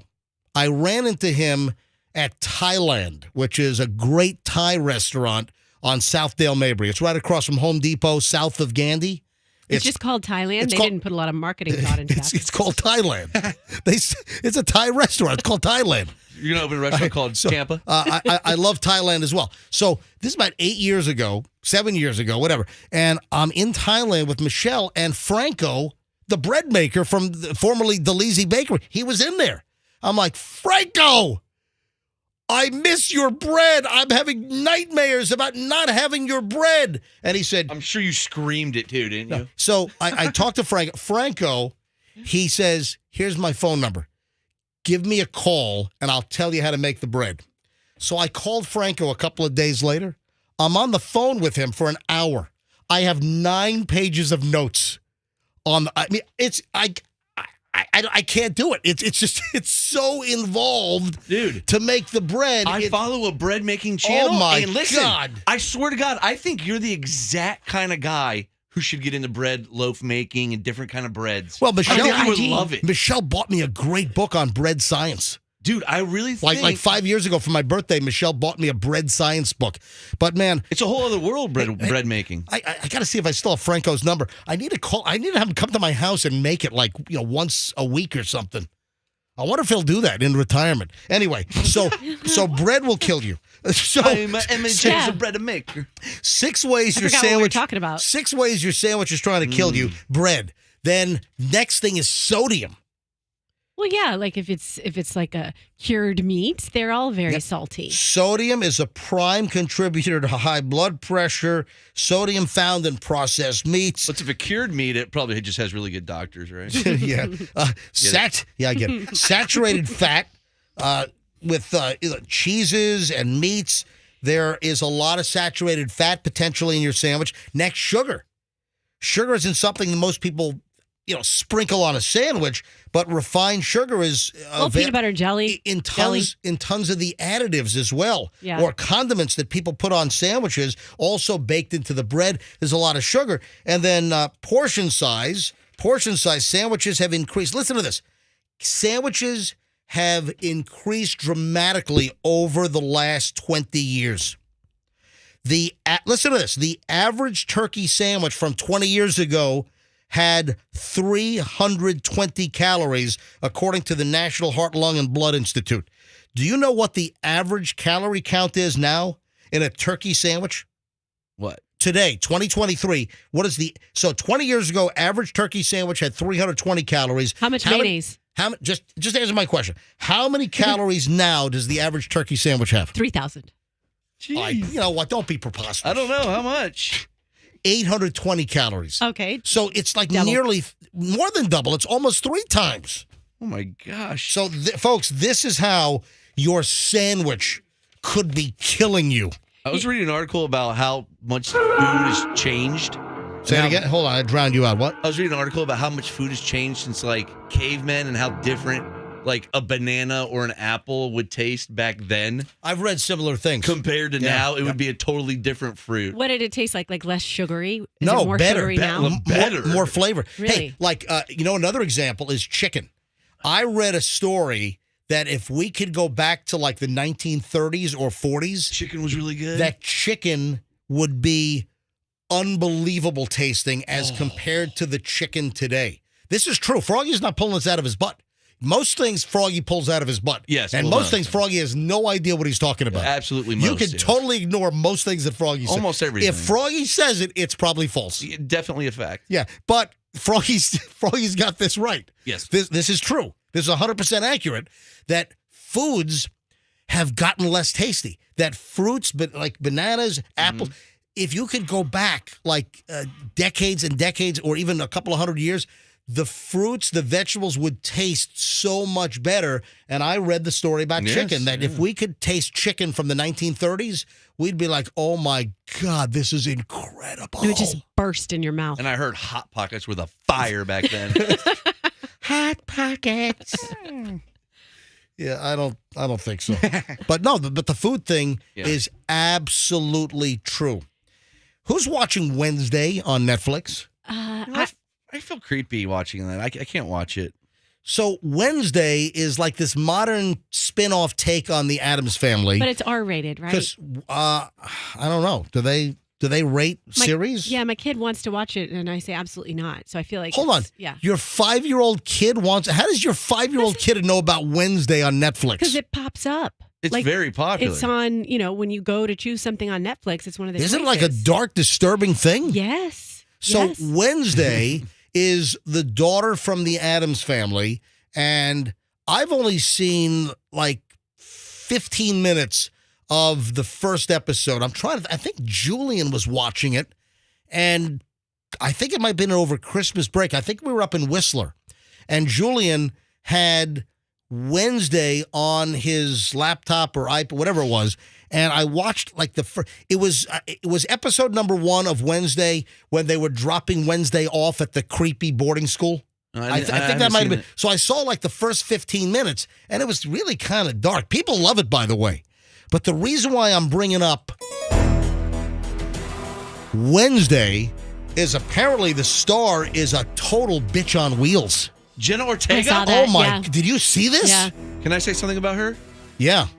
Top of the charts on WikiFeet. Top of the charts.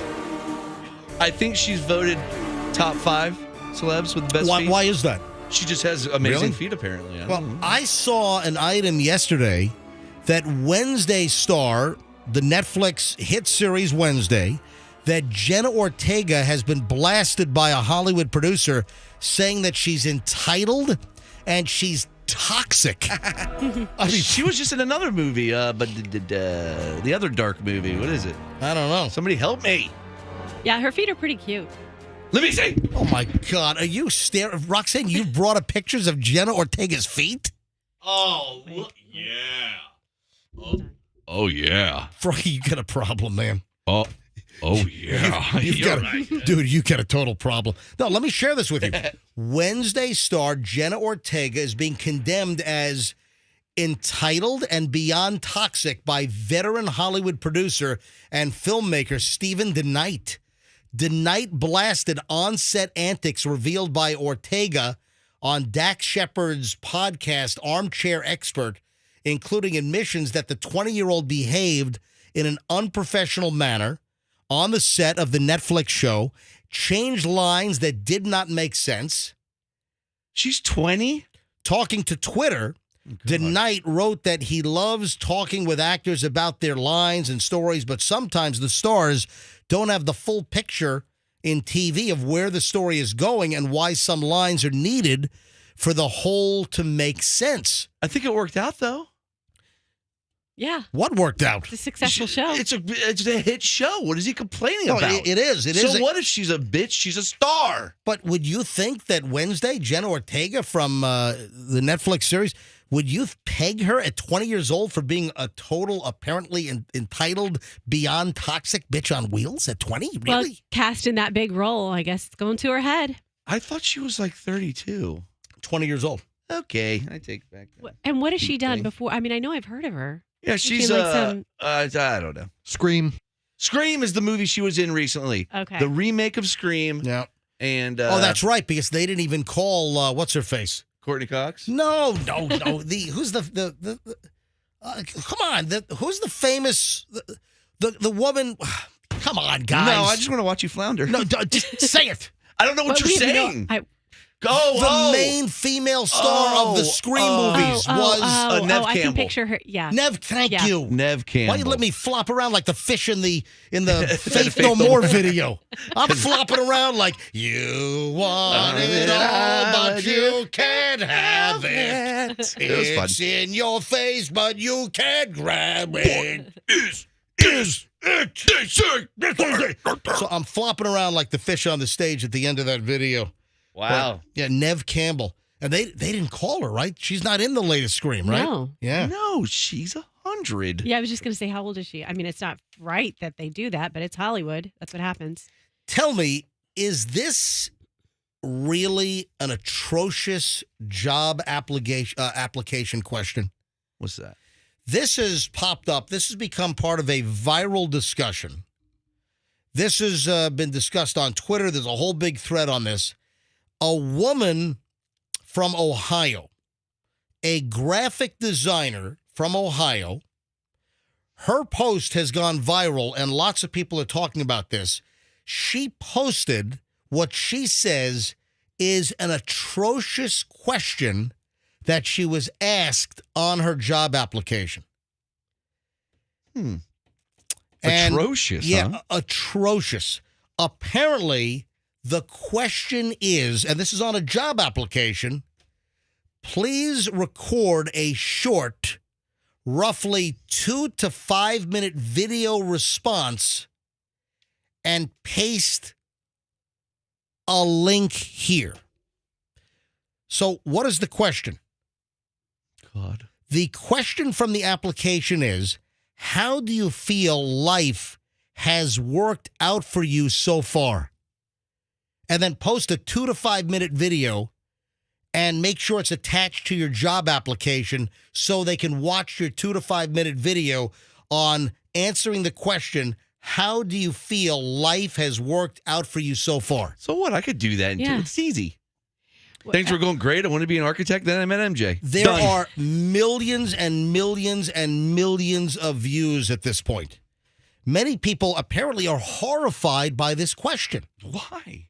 I think that that's a way to get to know someone, to see if they're kind of like glass half full, to see what they've been through. It's to see if they could answer a simple question. It's like when you try out to be an announcer for WWE, which I did. But people are saying that this is a, quote, new level of job application hell. How do you feel life has worked out for you so far? Please record a short, roughly 2 to 5 minute video response. Paste the link here. We recommend using loom.com for this. It's free, or you can use any tool you prefer. You know, this woman in Ohio, Okay. This whole story has gone totally viral. I don't think there's anything wrong with this question. However, I don't like the put a video of yourself answering it. Because when you put a video, all of a sudden It's just this, it's on a screen. It's not like you're in person and you can feel that person's energy or give off your energy. You're being judged by how you look. And so that's what I don't like about that part of it. You know what? Also, people aren't as comfortable on camera as you are, or you, MJ. They probably would be horrified to take a video of themselves doing this. And feel self-conscious. You know what I would do? Ask me. Who just smashed their microphone? I moved my mic. Oh, I thought it was me. All right. Let me ask me the question. This is how mine would go. I just heard like a springboard go bung, bung, bung. I think there are way too many influencers out there posting videos of themselves to suggest that people aren't comfortable on their cameras. All right. I mean, everyone wants to be a star these days. Probably now more than ever, people are comfortable, with videos and posting. People are posting crap of themselves on social media every 3 seconds. This is what's the question? Ask me the question. I want to see how. I think I know how to handle this. The question is this. Okay, I'm going to be on video for it. How do you feel life has worked out for you so far? That's interesting. It's really worked. Life is really, it's been work. Son of a bitch. Life has been really, it's been good for me.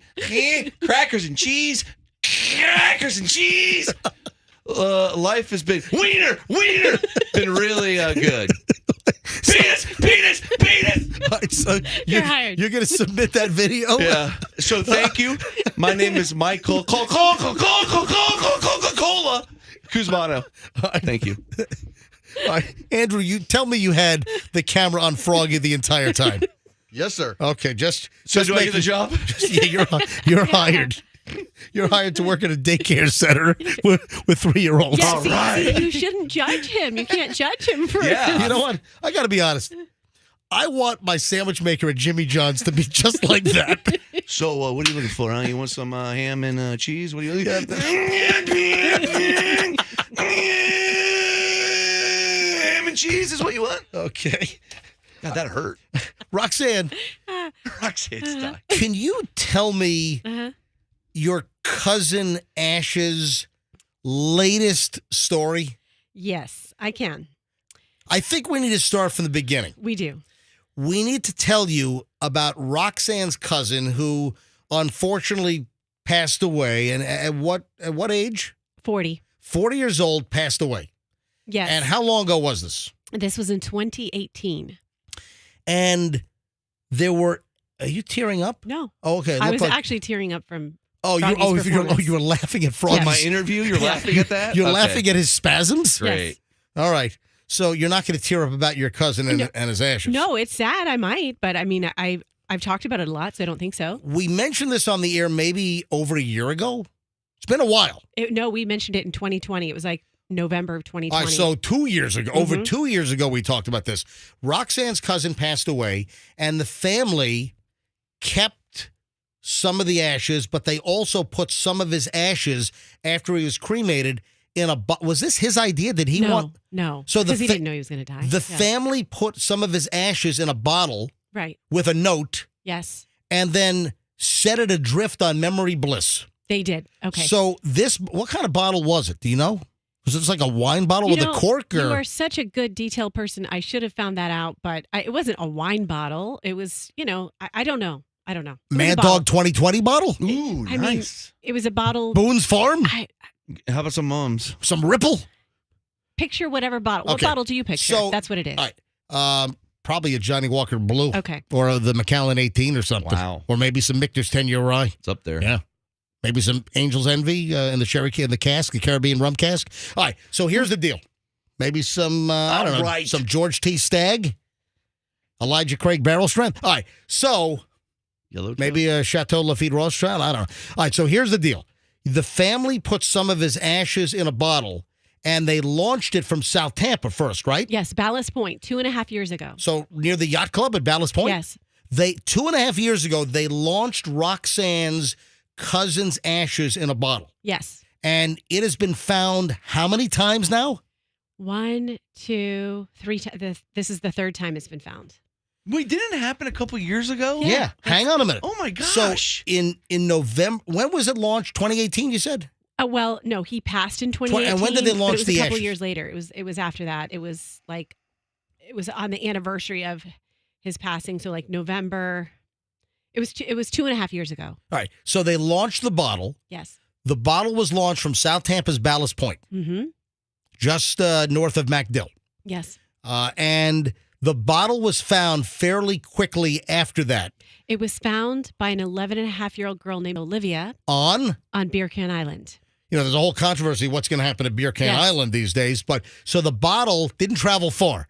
It just went right across, old Tampa Bay over there, or old Hillsborough, whatever they call that, and the junkie water. So I'm sorry, it is. It ended up on Beer Can Island. Right. And 11-and-a-half-year-old Olivia called Shane's mom and said she found this bottle. And of course, Shane's mom was like, well, where are your parents letting you on Beer Can Island by yourself? But of course, they were right there with her. Yeah. Cousin in a bottle. Oh, I'm sorry. I shouldn't do that, should I? MJ, what the hell? I'm sorry. That was bad. Is that bad? Yeah, delete yourself. Is that What would Sting and Stuart But Copeland and the other guy? cousin in a bottle? Cousin Well, there's in a message in that bottle. I have to explain but- that as well. So the first time it was found on Beer Can Island, Yes. and then the girl made contact. I found it. It traveled 300 yards. Yes. So it And was- so obviously Shane's mom has her Right. information in there, his story, Mhm. his name, his birth date, his when he passed. And so she's got all that information in there, and then her phone number. And she also has money in there, if someone has to, make the phone call. But then the girl relaunched the bottle, right? Put She the bottle back yes. in. Do you know where the girl put the bottle back in? I don't know that either. But then the Yes. bottle was found again where? The bottle was found again on Delray Beach. And we shared this portion of the story on the show. See, that's incredible. So it launched at Ballast Point. It traveled not too far to Beer Can Island. The 11-year-old girl that found it then relaunched the bottle. Somehow the bottle got all the way south in the Gulf of Mexico, around the tip of Florida, into the Florida Straits, and ended up back, must have been picked up by the Gulf Stream when it made the turn. And then it washed up on Delray Beach, which is what, Palm Beach County. Yes, and this is the crazy part. That's so cool. It was found. Yes, it was found by a couple who they just had a baby, and their baby's name was Dylan, and Shane's middle name was Dylan. Are you kidding Yes. me? So they called Shane's mom on Shane's birthday. That's when it was found. Holy cow, that's interesting. Isn't that crazy? It is. Right. So they said we want to we'll relaunch it. So they relaunched the bottle from Delray Beach Yes. on the other side of the state in Palm Beach County. And now we have a latest update. The latest update, my cousin, his mother called me and she was crying. She was very emotional, excited because this is what she wanted. Oh, is she going to be pissed that I did Cousin in a Bottle? I mean, the whole time that you did that, I was picturing her, but she actually has an amazing sense of All humor. right. She's probably one of the funniest people in the All right, family. so- I didn't do it. Cousin in a Bottle. Okay, no, that's not to do it again. Oh, I'm sorry. Okay, I'm No, sorry. no, I'm that's- sorry. that's I'm don't sorry. do it Sorry. again. All right. Okay. I'm sorry. Apologize. Okay, so this is the amazing thing. They found it. A guy named Raul found it. So Raul found the bottle from Delray. Where did it go? Santiago de Cuba. What? Yes. It went And- opposite the Gulf Stream? And How did that happen? I don't know, but that's where Shane is Cuban. He's And half Shane Cuban. is half Cuban? Yes. Mm-hmm. So that's what she was hoping. She was wanting him to go. Most people are fleeing Cuba. So but the she wanted him bottle to- was found Yes. by Raul in Santiago de Cuba? Yes. De Cuba? Whoa. De Cuba. Isn't that crazy? And when was it found? A couple weeks ago, or when did I tell you about this? Probably 10 days ago. That is unbelievable. That's a long trip. So did Raul relaunch the bottle again? He did, and my cousin was like, keep the money that's in there. He's like, no, Hold no. on. There's money in there? Yeah, there's money in the bottle. said. Yeah. Who put? Well, I'm sorry. I missed that. Money in a box. Yeah. Money in the cousin bottle. Money Cousin in the in a bottle. cousin bottle. Cousin in a. All right, I can't do it. So, how much money's in the bottle? I think like $10 or something like that. nice. Yeah. So the money was never taken by No. the 11-year-old girl. Nobody's taking the money. So it's the same $10, whatever the money is. It's Right. the same that was put in with the message and the ashes Right. of your cousin Shay. Right. If you need any money to make the phone call, because she also has her number in there to call gotcha. me and let me know where this bottle travels. Did he put a Cuban cigar in it? Exactly. So Raul called from Cuba? Yes. That's incredible. Isn't that crazy to get that phone call? And now Yeah. Raul has relaunched the bottle with your cousin's ashes from Cuba. Right. And he said, I'm leaving the money in there. I mean, that money, $10, whatever it is imagine in Cuba. Let's recap. Ballast Point to Beer Can Island. Beer Can Island to Delray Beach. Delray Beach to Santiago de Cuba. Yeah. Now where? Yeah, that's a trip. Where could he go next? Exactly. Isn't that neat, All right, though? can I ask you, yeah. Can I ask you a serious question? Is it if you die, can you request to have okay. Oh, you put say a body part put in a bottle and send it off? Like a finger? I was thinking more like a wiener. Froggy, why do you have I'm just saying, could you do that? What? Can you request it from the medical examiner? I don't know. I don't think I think it's legal to put body parts in bottles you and imagine? float them in the ocean. Could you imagine finding that one? That's insane. What a story. It is. I mean, it is. I got to be honest. I'm so happy for his mom. I can't wait. I mean, Yeah. the fact that it has been found this many times Mm-hmm. and then relaunched, I wonder if it's going to continue. Right. And if we're going to hear now in a couple of months or a year or whatever about the next location where this bottle was found. Yeah. They should put a camera in it. Maybe it gets picked up by the Gulf Stream. Maybe the thing's carried to like Ireland or something. You never know. Across the pond. Yeah. All right, there we go. Roxanne's cousin in the bottle. Interesting. All right, we'll follow it here on the MJ Morning Show. Hey, what do you think your reaction would be if you're on a commercial airline and two flight attendants get into a massive fight on the airplane? I would probably start videoing it or something. Oh, my God. A SkyWest flight. It delayed the flight by 2 hours. A SkyWest flight from Los Angeles to Houston was stuck on the runway for 2 hours after two flight attendants were furiously arguing in front of passengers about whether to let somebody in first class switch seats with somebody in coach. What? This is nuts. Were they male, female, what? Hey, Andrew, do me a favor. I meant to send you the video link on this. Can you try to dig up the audio and see if it's worthy? But the incident was posted on social media by ESPN anchor Ashley Brewer, was on the flight. Other passengers are like, what the hell is going on here? Two flight attendants are arguing, having a massive fight in front of the passengers. So what's happened here? The viral video, they added the Curb Your Enthusiasm music, so it's like dun dun dun dun dun dun dun dun dun dun. What? Oh man, we're right in sync there, aren't we? Right there, yeah. baby. Look at that. So the video has been posted on social media, and it shows a male and female flight attendant yelling, bickering, arguing about a passenger who wanted to switch seats so one of them could sit next to her husband. Brewer from ESPN said that while the male flight attendant approved the change, the coworker told him it was against SkyWest's policy, sparking debate. And SkyWest, aren't they they're like a feeder? I don't know who they are. I've never heard of them. SkyWest, it's like a commuter. They fly the small jets and they feed to like Delta. Hang on, I'll give you the definition here for SkyWest.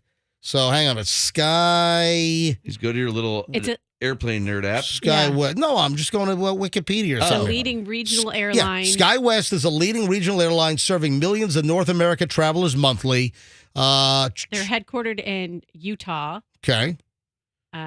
Okay, so here we go. The company is contracted by Alaska Airlines, American, Delta, and United. Exactly. So they're a feeder airline to a lot of the larger airlines, which is pretty much what I said.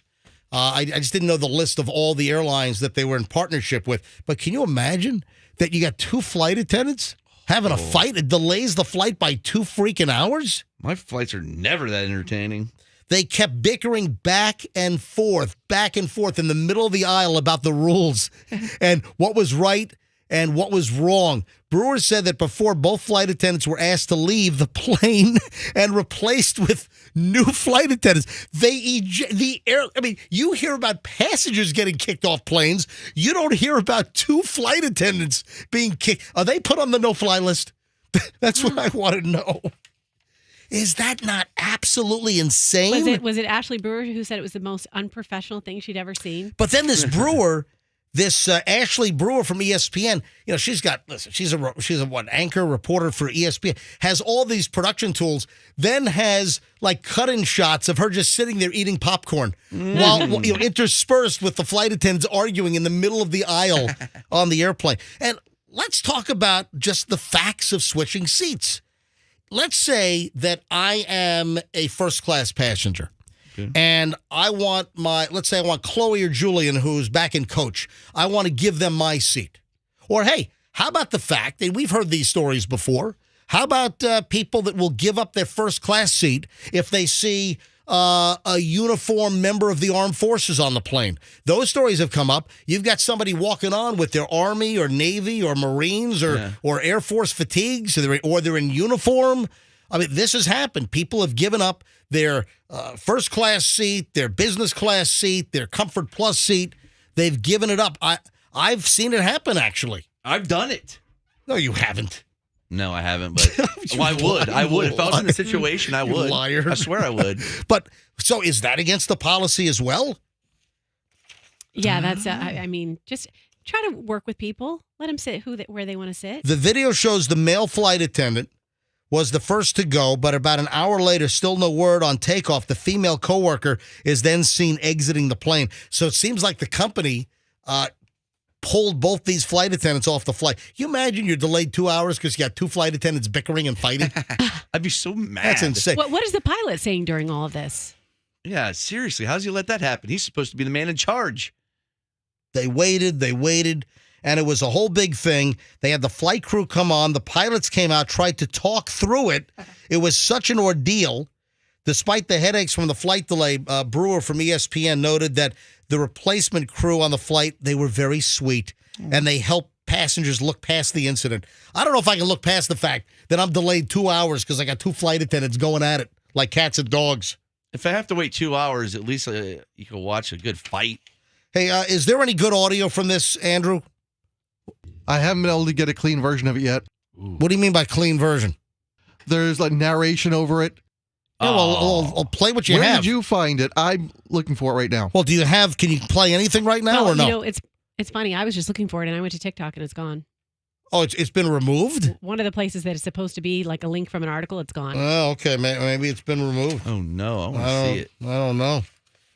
I tell you what audio I do have. I have audio of a date gone really, really bad. I love this. You want to hear audio of a date that did not end well? Mm-hmm. Now, it is a woman and a man. They are out to dinner, and you're not going to believe the conversation. Hold on to that thought, because I'm going to get to it next here on the MJ Morning Show on Q105. Stand by.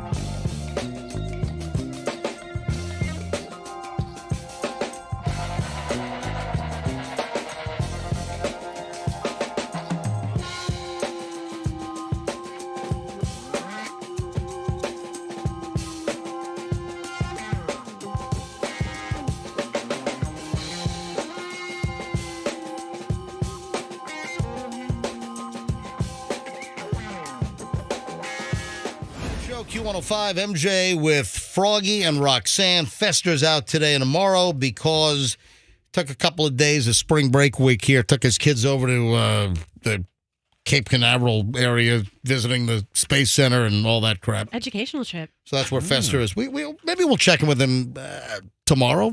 Okay. Well, maybe we'll give him a buzz. Sorry, we'll call him on St. Patrick's Day. Come on. That's right. Oh, Shorty Shane, our very own Shorty Shane, he's coming in tomorrow because he's dressed like a leprechaun and he's going to be at O'Keefe's. Yeah, he has a big gig coming up. Yeah, he's got a huge gig at O'Keefe's, which, they throw the biggest St. Patty's Day party in the area, for decades. So Shorty Shane is going to be at O'Keefe's. And he's going to do like cabbage bowling with Shorty the Shane, the leprechaun. It's going to be great. That's Did cool. Jackie show you the pins with we're the pins? Yeah, I know. See that? It's all going to be set up tomorrow. Did they get Buck set up for the video? Who's this they you're referring to? Whoever. I don't know. Mark Zallis is the account executive, so he's pretty anal retentive. I'm sure he made a request, right? Mark? But we're going to do cabbage bowling in the hallway tomorrow with Shorty Shane as kind of a warm-up to the cabbage bowling he's going to do at O'Keefe's in Clearwater, right down from Fort Harrison. That's going to happen tomorrow night. And you know what's great is St. Patty's Day is on a freaking Friday, not on a lousy Tuesday, or a Monday. Wait, it's cabbage? I thought we were bowling Shorty Shane. No, we're not rolling. We're using cabbage balls. I thought it was like the old Dave the Dwarf. It's cabbage. Oh. It's like cabbage and corned beef. We're using. It's not nearly as fun. I want to throw the dwarf. And I saw the cabbage was on sale for 49 cents a pound at Publix this week. Yum. Yeah. So that's probably where Mark Zallis got it. So I'm looking forward to this. Hey, some breaking news. And this is actually, pretty good stuff here. Breaking news on the MJ Morning Show. It has to do with the release of the video from that Russian-U.S. drone interaction over the Black Sea. This was really provocative. We're dealing with incompetent loser, really bad pilots. We're talking reckless, incompetent imbeciles, these Russian pilots that smashed into up to a $32 million MQ-9 U.S. drone over the Black Sea. And I had said yesterday, come on, we claimed at the press briefing at the Pentagon yesterday, we claimed that we had video from the Reaper drone before we crashed it into the Black Sea because the control was lost. Apparently, we wiped all the sensitive stuff from the hard drives. Everything was wiped, and then we crashed it into the Black Sea into like 4,000 or 5,000 feet of water. Russians say, we're going to recover it. Well, yeah, good luck with that. We'll see what happens. But the Russians, they said, we did not hit your plane. We did not spray jet fuel all over your drone. And we're proving the Russians complete liars. Of course, I didn't have any doubt about it. But earlier this morning, we have the news that we have released the video from the drone that shows the Russian Su-27 fighter jet making horrifically dangerous passes within feet of the drone at altitude, spraying jet fuel, because a lot of planes can actually dump fuel. So they dump fuel, jet fuel, on our drone, and then in another pass, the incompetent we're not talking about Tom Cruise and Top Gun here, folks. How do we know they're even real humans? Didn't Russia turn all their military people into robots? What are you saying? It's true. I was one. Right? Are you kidding? Don't they have like cyborg military people over there? I think so, yeah. Yeah. What are you saying? I think I read that. The Russian robot army. Yeah. Roxanne, what are you saying? So true. I'm pretty sure. So U.S. military officials have released this dramatic video of the moment that this Russian fighter jet collided with our U.S. drone over the Black Sea. The footage was released earlier this morning by U.S. European Command, captured by the underside camera of an MQ-9 Reaper drone as it was being harassed by these two Su-27s. And it shows one of the Su-27 fighter jets, the Russian plane, attempting to spray it with jet fuel. On the second try, the jet collides with the rear propeller on the back of the drone, and then the screen pixelates because the video feed gets interrupted. And they said yesterday, we've got video. And the Russians are saying, we didn't touch your drone. The drone crashed on its own. So the Russians were trying to call us liars. I'm like, hey, I said this yesterday. Release the damn video. And sure enough, we did the right thing. We've released the video. You want to hear some of the audio? So they've synced up. Apparently, we also have the audio from the Russian pilots.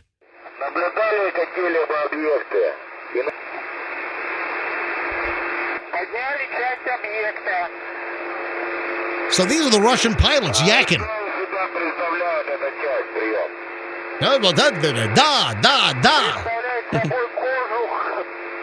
So they're stalking our drone, and then they ram into the damn thing.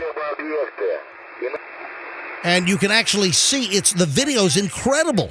The video, you could see the jet coming within feet of our drone, and it's spraying fuel from their fuel tank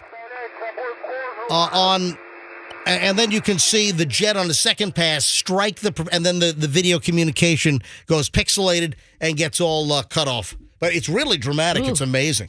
Give it a spray. Well, I can't find the video. I want to see it. Oh yeah, I'll give you the link. Okay. Yeah, well, we can even put it up. Andrew, can you find the video link and then put it up at mjmorningshow.com? We'll stick it up. Are you guys ready?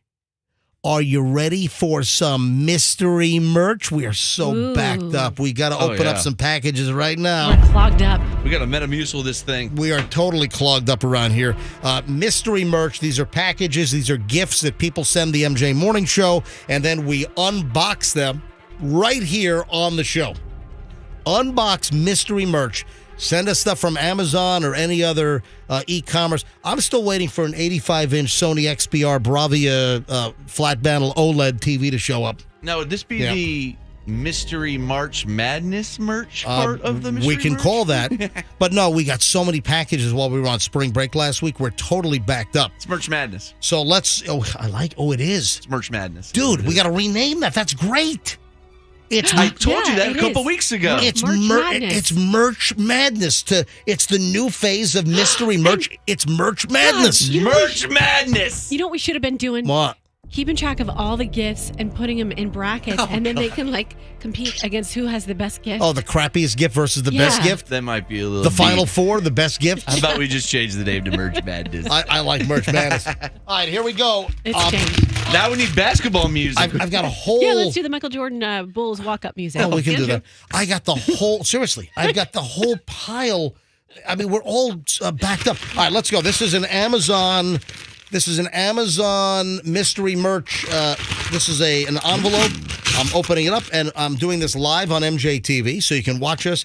MJTV is on mjmorningshow.com. I'm doing this live on camera right here in the studio, and you can always get to MJTV by going to mjmorningshow.com, and MJTV is at the very, very top of the page. Just click on MJTV, and you can watch us after the fact as well. All right, 2 items in here. Like totally 80s pop culture trivia game. Ooh, we can play. Yeah. We can. That's for Hal Herman. That's for Hal Herman, Look right? at this. And then, hang on a minute, then hella 90s pop culture trivia. Because 80s and more. Yeah, we do 80s and 90s around here. Absolutely. Look at this. What a great gift. I see a couple game shows coming up. Yeah. Oh, my. Hal Herman is going to launch some game shows with this mystery merch gift to the MJ Morning Show. Thank you so much. I needed some new ideas. Hang on, let me see if there's a little note. Where's Hal hang on. There's a note in here, I think. MJ and crew, love the show. Enjoy your gift from Pam Mylan, Dade City, Florida. Oh, Pam in Dade City. Thank you, Pam. Pam, thank you. I love you, and I love your pan spray. Here we go. Next mystery merch package from Amazon as well, for the MJ Morning Show mystery merch. All right, now what is this? Oh, it's whatever it is. It's opened up. That's great. All right, let me get the note out and let me hold up what's in here. Inside a box is barbecue sauce. Inside this box, and it's pig-ass barbecue sauce. Oh, yeah. You know what you can do? You can have some barbecue, some pig-ass barbecue sauce when you get ass blast drunk. This is great. Isn't I'm sorry. It's pig's ass barbecue Pig's sauce. Okay, No, it it's- looks good. It's pig's ass barbecue sauce, and It's going to go on the rump. this was sent to us by. Let's see if there's a note in here. No, there's no. Oh yeah, enjoy your gift from John Scheiber.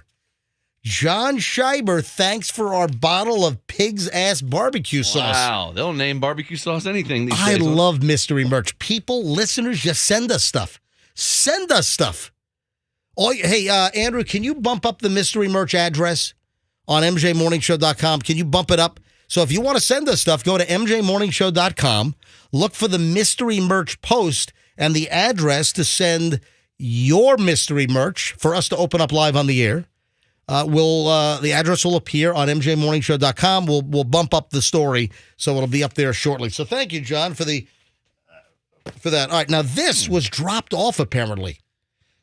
It says never mind. So it was being addressed to MJ Morning Show, Mystery Merch, 9721 Executive Center Drive North, Suite 200, St. Pete, Florida, 33702. But then they crossed that out, and then they wrote, never mind, I was in town while you were on vacation and had this delivered. Okay, this is It's just mystery. It's This a is white very- box. Hang on, I'm opening up the white box with a razor blade. Oh, hang on a minute. I got to cut the sides too. And So we'll see what's inside is this this going to be box. safe since it hasn't gone through the normal postal service route? I don't think that matters. All right. What the heck is this? So inside this white box, I'm opening this up. We're unboxing live on MJTV. So I'm opening this thing up right now. And inside, it's wrapped in wrapping paper. And it is some type of a... Oh, my God! It's an Ozempic pen! Holy! Oh my God! It is. It's Ozempic. Oh, the injectable thing. Oh, I was picturing like Ozempic pen, like some tchotchkes, like some. Oh my God, inject yourself with it. Do yeah, it. no, it's the injector pen. Dude, it's an Ozempic injector pen. Ew, is that used? I don't know. I got to figure this thing out. What's the next thing? A hypodermic needle? Oh my God! I don't know. Is this a used? I don't know if it's. Don't touch it. I think it's already been used. Ew! It's a, Get rid of it. They sent us. That's biohazard material. I'm Needs to go holding in one of those. I'm holding a biohazard. Put it You down. need to find a nearby disposable place to put like that needles away. for junkies or something. I'm Yeah. holding this up to the camera right now. It's It's already been triggered. It's already been used. This has already been jammed in somebody's stomach or thigh. Oh, bleep. It's used. Oh my God. I'm holding a biohazard. Okay, I don't know if that can we not send used biohazard material? Yeah, this opens up a whole another spectrum of gifts that we may not want. This is a great mystery merch segment right here. The mystery is, what kind of story does that pen have to tell? Oh God, I'm sort of disgusted. Well, I know it in Ozempic. So I've got pig's ass barbecue sauce and a used Ozempic pen. Great. What mystery merch this morning? Should we open 80s and 90s trivia. And Let's not forget 80s about and that. 90s trivia. After you eat all the meat or pork that you're going to put that barbecue sauce on, you're going to need that Ozempic pen. All right, here I'm opening. This is an Amazon box now. Opening up mystery merch, and inside this box is. Let me see what the note is. There are numerous notes. Enjoy your gift, Todd from Charles. Enjoy your gift, Todd. Oh, but the punctuation's not right. Enjoy your gift. No, Todd from. Enjoy your gift, Todd from Charles Rosengarten. But it's not punctuated properly. All right, come on, Charles. It's a little pouch. I don't know what. It's a little pouch. Now I have to open up the pouch, and inside the pouch. Oh, it's another challenge coin. It's another. Is it a military challenge? It's a challenge coin of sorts. I gotta see what it is. It looks like it is a veteran. It's a U.S. Veteran challenge coin. Cool. Yeah, proudly served a U.S. Thank you very much. Thank you, Charles. Right? Yeah, I guess. All right, you ready to do one more? Yeah, one more. Sure. Oh, this is heavy. I don't know what this is. This is looks like another. This is a plastic Amazon pouch. Mystery merch, ladies and gentlemen. I'm opening up this one. Oh, it's double. What the heck is in here? Oh my God! Just a big 90 pieces of Snickers, Skittles, M&Ms, and Starburst. Oh, somebody's leftover Halloween candy. This is a Halloween candy pack. Yeah, okay, see when it expires. I bet you they bought it. I bet you it's going to expire in September of 20... No? Well, hold on a minute. This was sent from Amazon, though. This was from actually Amazon. sent from Okay. Amazon. Okay, so it should be fresh. And the expiration, it's Best Buy 7/23. Best Yeah. Buy July. Yep. Wow. And there's hold on, there's a note in here as well. And it says, enjoy your gift from John Scheiber. Oh, he already sent us something, right? So, second gift from John. Here, take all this candy home to your kids. Thank you. There you go. Well, there we go, ladies and gentlemen. Another edition of the MJ Morning Show mystery merch. If you want to send us mystery items, but we haven't gotten anything expensive yet. But it's not part of it. It's supposed to be a mystery. We get I know, nice but- stuff or used needles. But whatever. so, if you want to send us mystery merch to be unboxed live on the air, the information for mystery merch is on mjmorningshow.com. Look for the post for mystery merch, mjmorningshow.com. Do you realize how valuable that Ozempic pen was? I think like Ozempic and like Humira. I know Humira's like $5,000 a month if you don't have insurance. Oh my So gosh. for like Humira, for those pens, you could pay $60,000 a year for Humira if you don't have insurance. So Ozempic, I would got probably $4,000 to $5,000 a month. It's in your hand right now. I don't know how. I thought you knew. No, I don't. Oh, you my don't know. point is how valuable that was to somebody. But Yeah. it's used. Is that illegal to send me a used like medical waste device? Pretty sure it's not that. Well, they dropped it off. legal. It didn't come through the U.S. mail. Anyway, All right. Another fabulous segment of MJ Morning Show mystery merch. That's fun. I love it. I think it's fantastic. So send us what you want, folks, from any kind of e-commerce or Amazon or whatever. All the details to send us mystery merch are at mjmorningshow.com. Now, I have a couple of personal stories to tell related to this item. We have another airplane, airport story. Usually, it's the passengers that are behaving badly. You know, it's very rare that the flight attendants are like in big trouble. Do you remember years ago? Do you remember the JetBlue flight attendant that quit on the job at LaGuardia? Oh, and very ceremoniously jumped down the escape hatch. You remember that? Hey, look that up quickly. That's right. Would you please? Look that up. So maybe like, I don't know, 10 years ago, 8 years ago, a JetBlue, a male flight attendant, was fed up with the job. I guess the passengers pushed them to the edge or something. They were at LaGuardia. The doors had already been armed. So when you're on an airplane and when you're on an airliner and you hear them say, flight attendants, cross-check, that's, it was 2010. All right, Yeah, so August 9th of 2010. 13 years ago. 13 years ago. I thought it happened while we were doing the show. No. I knew it was well before that. So it happened actually when we were doing the MJ Morning Show across the street. Yeah. Before we took our hiatus. So JetBlue flight attendant, when you hear the flight attendant say, all call, cross-check, each flight attendant on the airplane, they make sure that the other door has been armed properly, because when you are on the airplane and the plane is in operation, they arm the doors. So in the event of an emergency, the slides will deploy so you can have the emergency evacuation. When you pull up to the gate and you get off the plane, there's no emergency. They have to disarm the doors so the slides don't go off when you open the door. So that's what it means when you hear all call, cross-check, all that stuff. So we had the JetBlue guy quit, and the doors were armed. He opened the door. The slide blew out of the side of the JetBlue Airbus 320, and the guy quit. He said, I quit, and slid down the slide onto the ramp at LaGuardia. And that was like Whoa, look at the balls on this guy. That's All right. awesome. Well, usually, again, it's the passengers that get in trouble. We had the story about, half an hour ago, 45 minutes ago, about 2 SkyWest flight attendants. They got into a fight. So 2 flight attendants were fighting and were ejected from the plane, delaying passengers by 2 hours. Now I have another. This is normal stuff now. Now we get back to the wacky nut job passengers.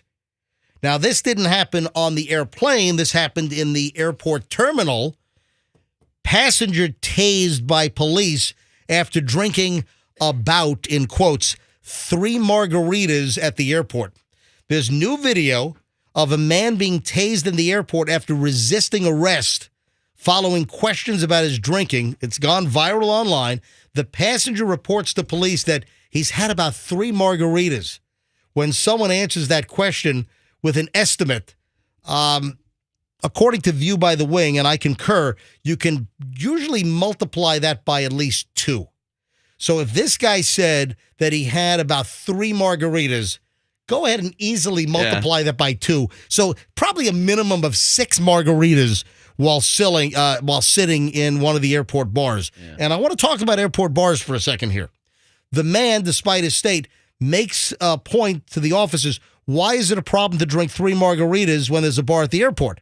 And the guy committed a crime, though, and he also, you can't resist officers. He resisted arrest. He got tased. But what's priceless is the older male passenger in a mask approaching, trying to intervene. It's not clear whether he wants to comfort the passenger or help the officers hold the guy down. While the cops wrestle the allegedly drunk man to the ground, a third cop shouts at the older gentleman, "Get away!" So the video's out there. The language is not very good. But the reason why I wanted to bring this up is there are some people that get sloshed. There are some people that get hammered at the airport bars. And this has already been a point of discussion in the sense that the airport bars and over-serving people, this has apparently contributed to some of the really badly behaving passengers that are drunk and they get into fights with other passengers. They're hitting flight attendants in the face. There have been cases where people have clearly been overserved, and it's at the bar at the airport. They got to figure out a way how to not overserve people. And I'm going to tell you right now, I'm not going to name names, but I've got 2 friends of mine that are not really good flyers. Oh, they get hammered? They do. Or do they take meds? That's what a lot of people do. So no, they're not pilots. Yeah, Andrew wants to know if they're pilots. No, they're not pilots. So I've got a couple of friends of mine that are they're not good flyers. They don't like to fly. They get all nervous.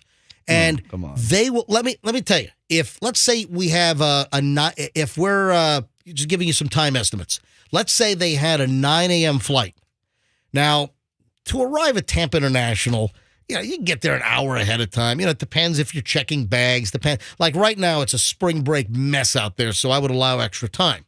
But I think we all know how much time you need to get to the airport. Michelle and I, when we fly, we don't check bags. We carry everything on. Even if we go to Japan or Italy for 2 weeks, we do not carry on. It's a wheelie. It's a Luggage Works pilot bag for each of us, and it's a backpack. We carry everything on the airplane. We don't check bags. All right, now, so we know the time frame that I can leave my house and get to Tampa International. However, I've got 2 friends that get to the airport like 3.5 hours prior to flight time because they go to the bar to loosen up because they're nervous flyers. So they go to the airport ridiculously early to get boozed. And they've never gotten into any belligerent fights or anything. But I do have a couple of friends that go to the bar deliberately to get limbered up because they're not good flyers. They're nervous Nellies. I hope they're taking like afternoon flights, so it's not so awkward that they're trying to drink at 8:00 in the morning. No, I've seen no matter what time you're flying, there's people at the bar always. I'm a very comfortable flyer. I fall asleep. I enjoy the bumps. They take me away to another world. Guess who's in the news? Who? Tiger King guy. Oh. Oh, no. He's running for president from jail. What? No, he's not. Yeah, I swear to No, God. he's not. Yes, I swear he is. So he can Listen, pardon himself? Well, that's a good point. It's a very, well, listen, you can't, it's obviously a publicity stunt. Joe Exotic is he going to file? No, the story came out yesterday that Joseph Maldonado Passage, also known as Joe Exotic or the Tiger King, he announced yesterday that he's running for president in 2024. Maldonado Passage made the announcement on social media on Wednesday. There's a link to his campaign site. Joe Exotic says, "Thank you for your interest in my campaign. Yes, I know I'm in federal prison, and you might think this is a joke, but it's not. It's my constitutional right to do this, even from here," he wrote in the statement. And he's currently serving a 21-year prison sentence for multiple charges, including animal abuse and 2 counts of attempted murder for hire in regard to that scheme to kill Carol Baskin, who's right up the road, right up the Veterans near Citrus Park Mall with her whole animal thing over there. Am I wrong in saying that a couple weeks ago you had a story that he had like he was dying? Yeah, apparently he's got cancer and he's dying as well. It's a good time to choose a run. My God. So now he's announced that he's running for president yesterday. So I think he barged into the prison commissary. Ladies and gentlemen, before you hear it on the news, I'm going to tell you myself. About an hour ago, we had an incident where one of the employees stuck their arm through the cage and a tiger tore her arm off. I can give you your money back, or I can give you a rain check. Why don't you come back at another date? Oh, my God. He sets the bar for bedside manner. Let me... Yeah, you could have said a tiger attacked her. Let me modify this. You ready for my modification? Go for it. Ladies and gentlemen, I want to tell you before you hear this on the news, a guard stuck his arm inside my federal prison cage, and I ripped it off. That's right. That's right. That's right. I just bit it. And I will never financially recover from this. I'm never going to financially recover from this. Missed that movie. I am never going to financially recover from this. Anyway, he's running for president. Give me a break. I'm voting for him. Yeah. Exotic for prez. Is he running as a Democrat or Republican? What is he? He announced the 2024 presidential bid. He has yet to file the required documentation with the Federal Election Commission. Yeah. The only thing, here we go. The only thing I did was put 5 very old crippled tigers to sleep in the most humane way possible, and it was approved by my USDA inspector, so it's time to get over it. PETA kills thousands of animals a year. Carol has killed over 226 big cats, and most of you eat some kind of animal every day, so it's time to move past the issue. I think the murder for hire thing is maybe a little more problematic. I've gone into a deep dive. You could watch his old public access TV show on YouTube. Yeah. And in one of them, he has a fake Carol Baskin next to him, like a dummy. And he's like, "This is Carol Baskin. This is what I do to Carol Baskin." Takes out a real gun, really shoots it in the head. Are you serious? Yes. Oh, my God. In the studio. So he continues. Hang on a minute. He continues. So put aside that I'm gay, that I'm in prison for now, that I used drugs in the past. This is him saying this. Yeah. This is a quote from him. Yeah, I know. I wanted you to clarify that. So put aside that I'm gay, that I'm in prison for now, that I used drugs in the past, that I had more than one boyfriend at once, and that Carol hates my guts. This is all not a thing to do with me being able to be your voice. The best thing you have going for supporting me is that I'm used to fighting my whole life just to get by. I am broke. They have taken everything I've ever worked for away, and it's time we take this country back. There we go. Tiger King. Oh, boy. I missed him. Joe Exotic for president 2024. That's right. So is he Democrat or Republican? No, I'm trying to think of what animal a tiger hates more, an elephant or a donkey. I'm Tiger-Ibian. Tiger-Librian. Yeah, I bet. I don't think he's announced that. He hasn't filed, but... He's a mulletarian, okay? He is. But he's announcing his presidential bid. Oh, and he wants Liz Cheney to be his running mate.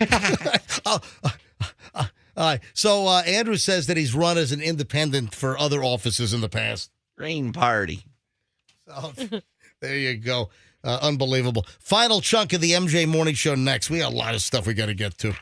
I got a couple of questions for the team. We'll get to just a lot. I got. You forgot something. You Hollywood- talked about a terrible date that I wanted to hear about. A what? A terrible date, the worst date ever. Oh yeah. You know what? I didn't get to that. Yeah. I might push that off until tomorrow's show. Yeah. I got a really, really bad date. You know, you're right.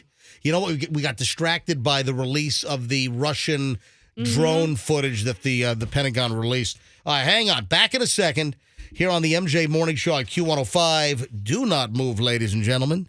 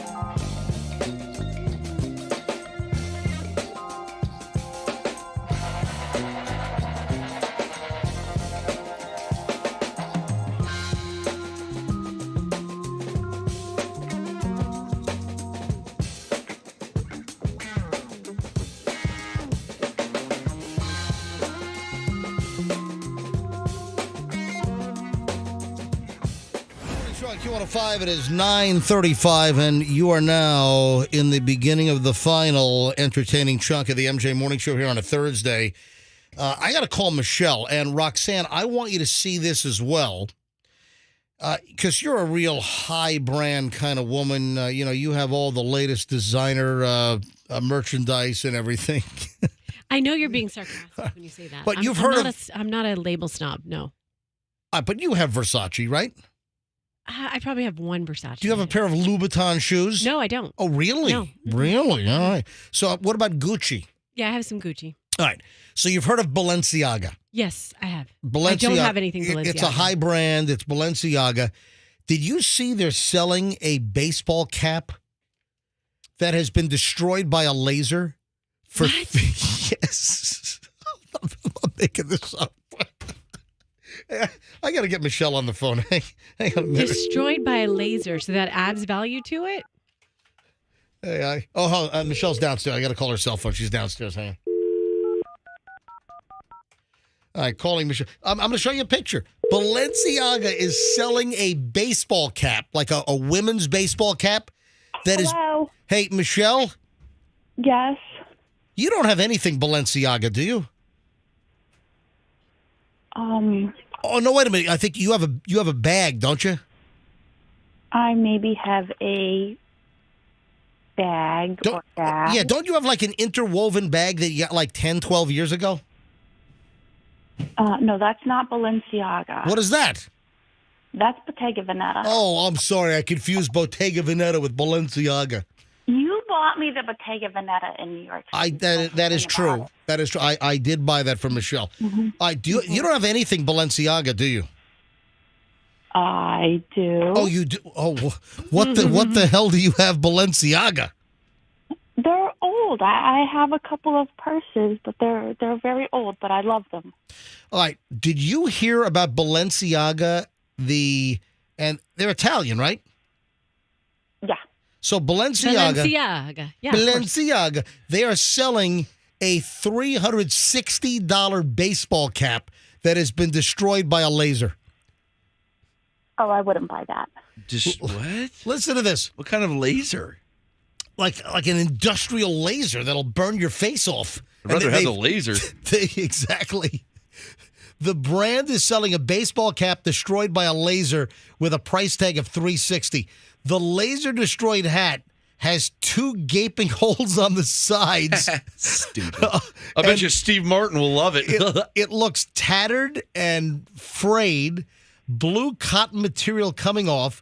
Though the hat has a destroyed effect, it's sold as brand new and is embroidered with the Balenciaga logo. It's a weathered look. That's like old school saying, like, stonewash jeans and ripped jeans you don't buy. That's just an old hack. You want to take a look at the picture here? Take a look. Roxanne, I just brought it up on the screen. That's the hat. It's on, look at that. Looks like a dog ate it. It does. Roxanne, are we interested? Are we getting that? No, that looks like Froggy's new French sheep bulldog got a hold of that. It does. It looks like a dog chewed on a baseball cap. And it's, guess what? We'll sell caps for $50 that our dogs chewed on. I'll give it to Scout and Gatsby, our 2 Jack Russell Terriers. Maybe Scout can pee-pee on it. We'll sell baseball caps with dog poop on it as well. And we'll put the Balenciaga Span the logo. line. Is there more pictures with the laser hole? Where's the hole? Yeah, hang on a minute. Let me try. I think just the sides are burned, too. Yeah, there's a bunch of pictures on this thing. What a stupid hat. Who comes at, I mean, this Balenciaga It looks marketing like the team hat is just... that would be found at a murder scene or something. Hang on a minute. Let me see if this is a better picture of the hat. Child abuse look at scandal, this. and now this. Oh, my God. Look at it. So you would have been shot right through the head.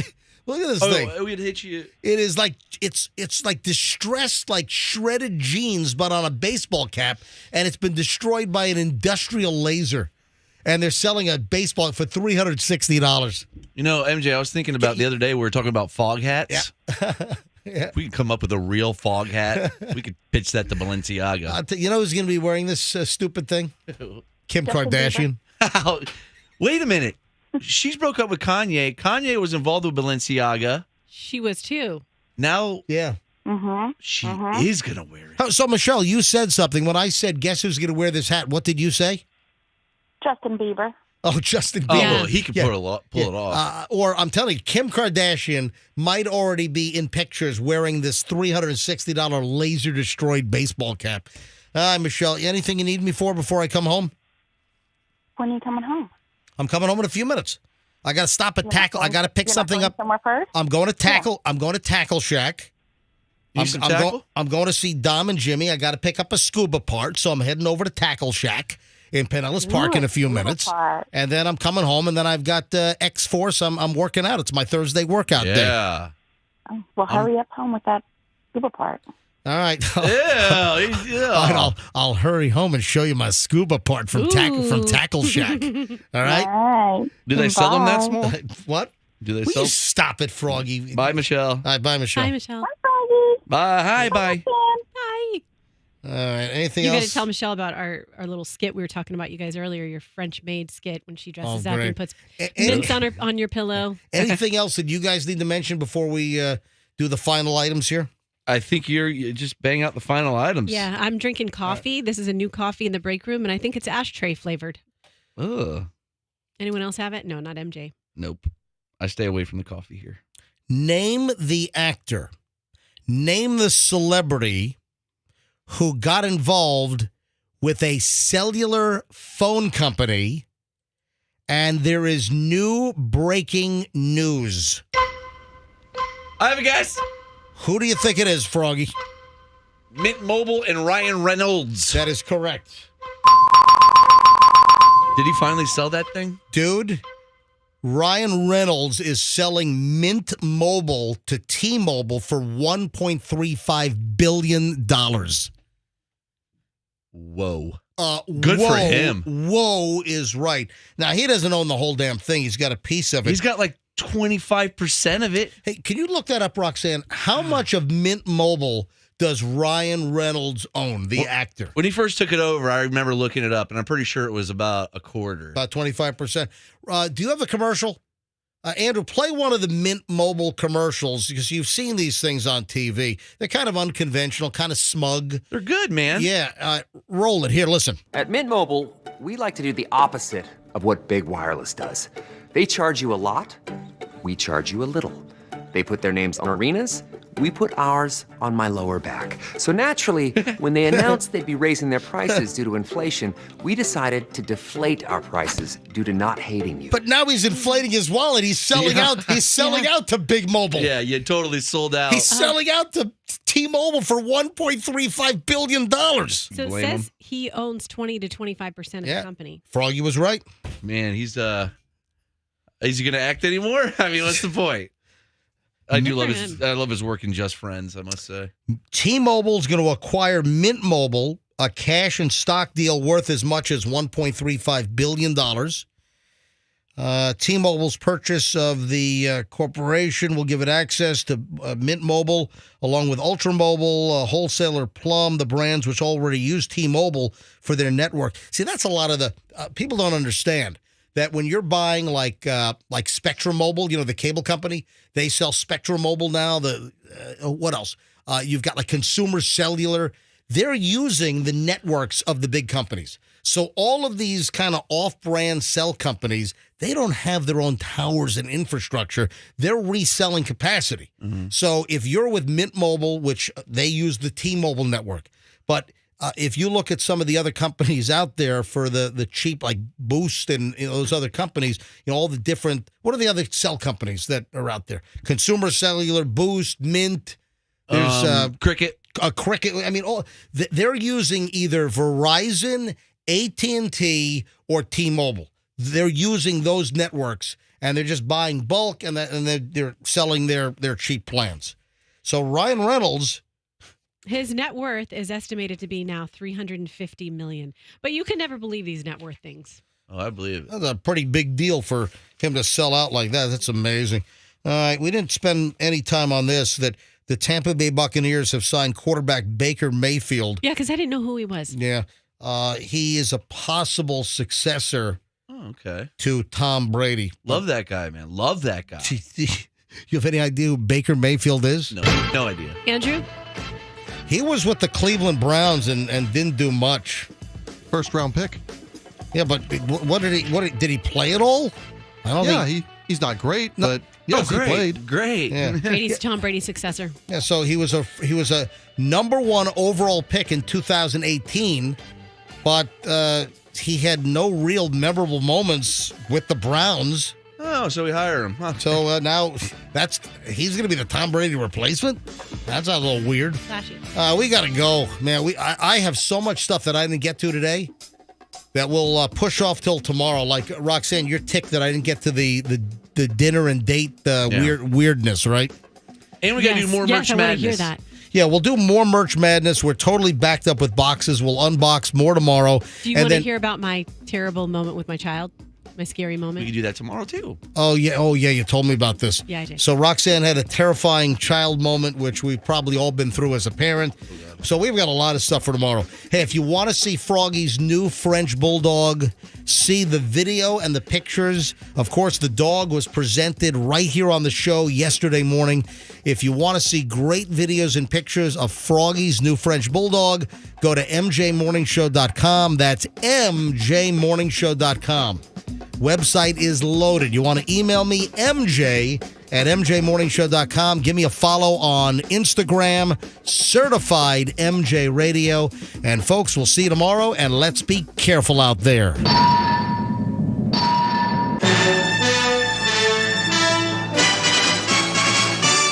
Everyone could use a little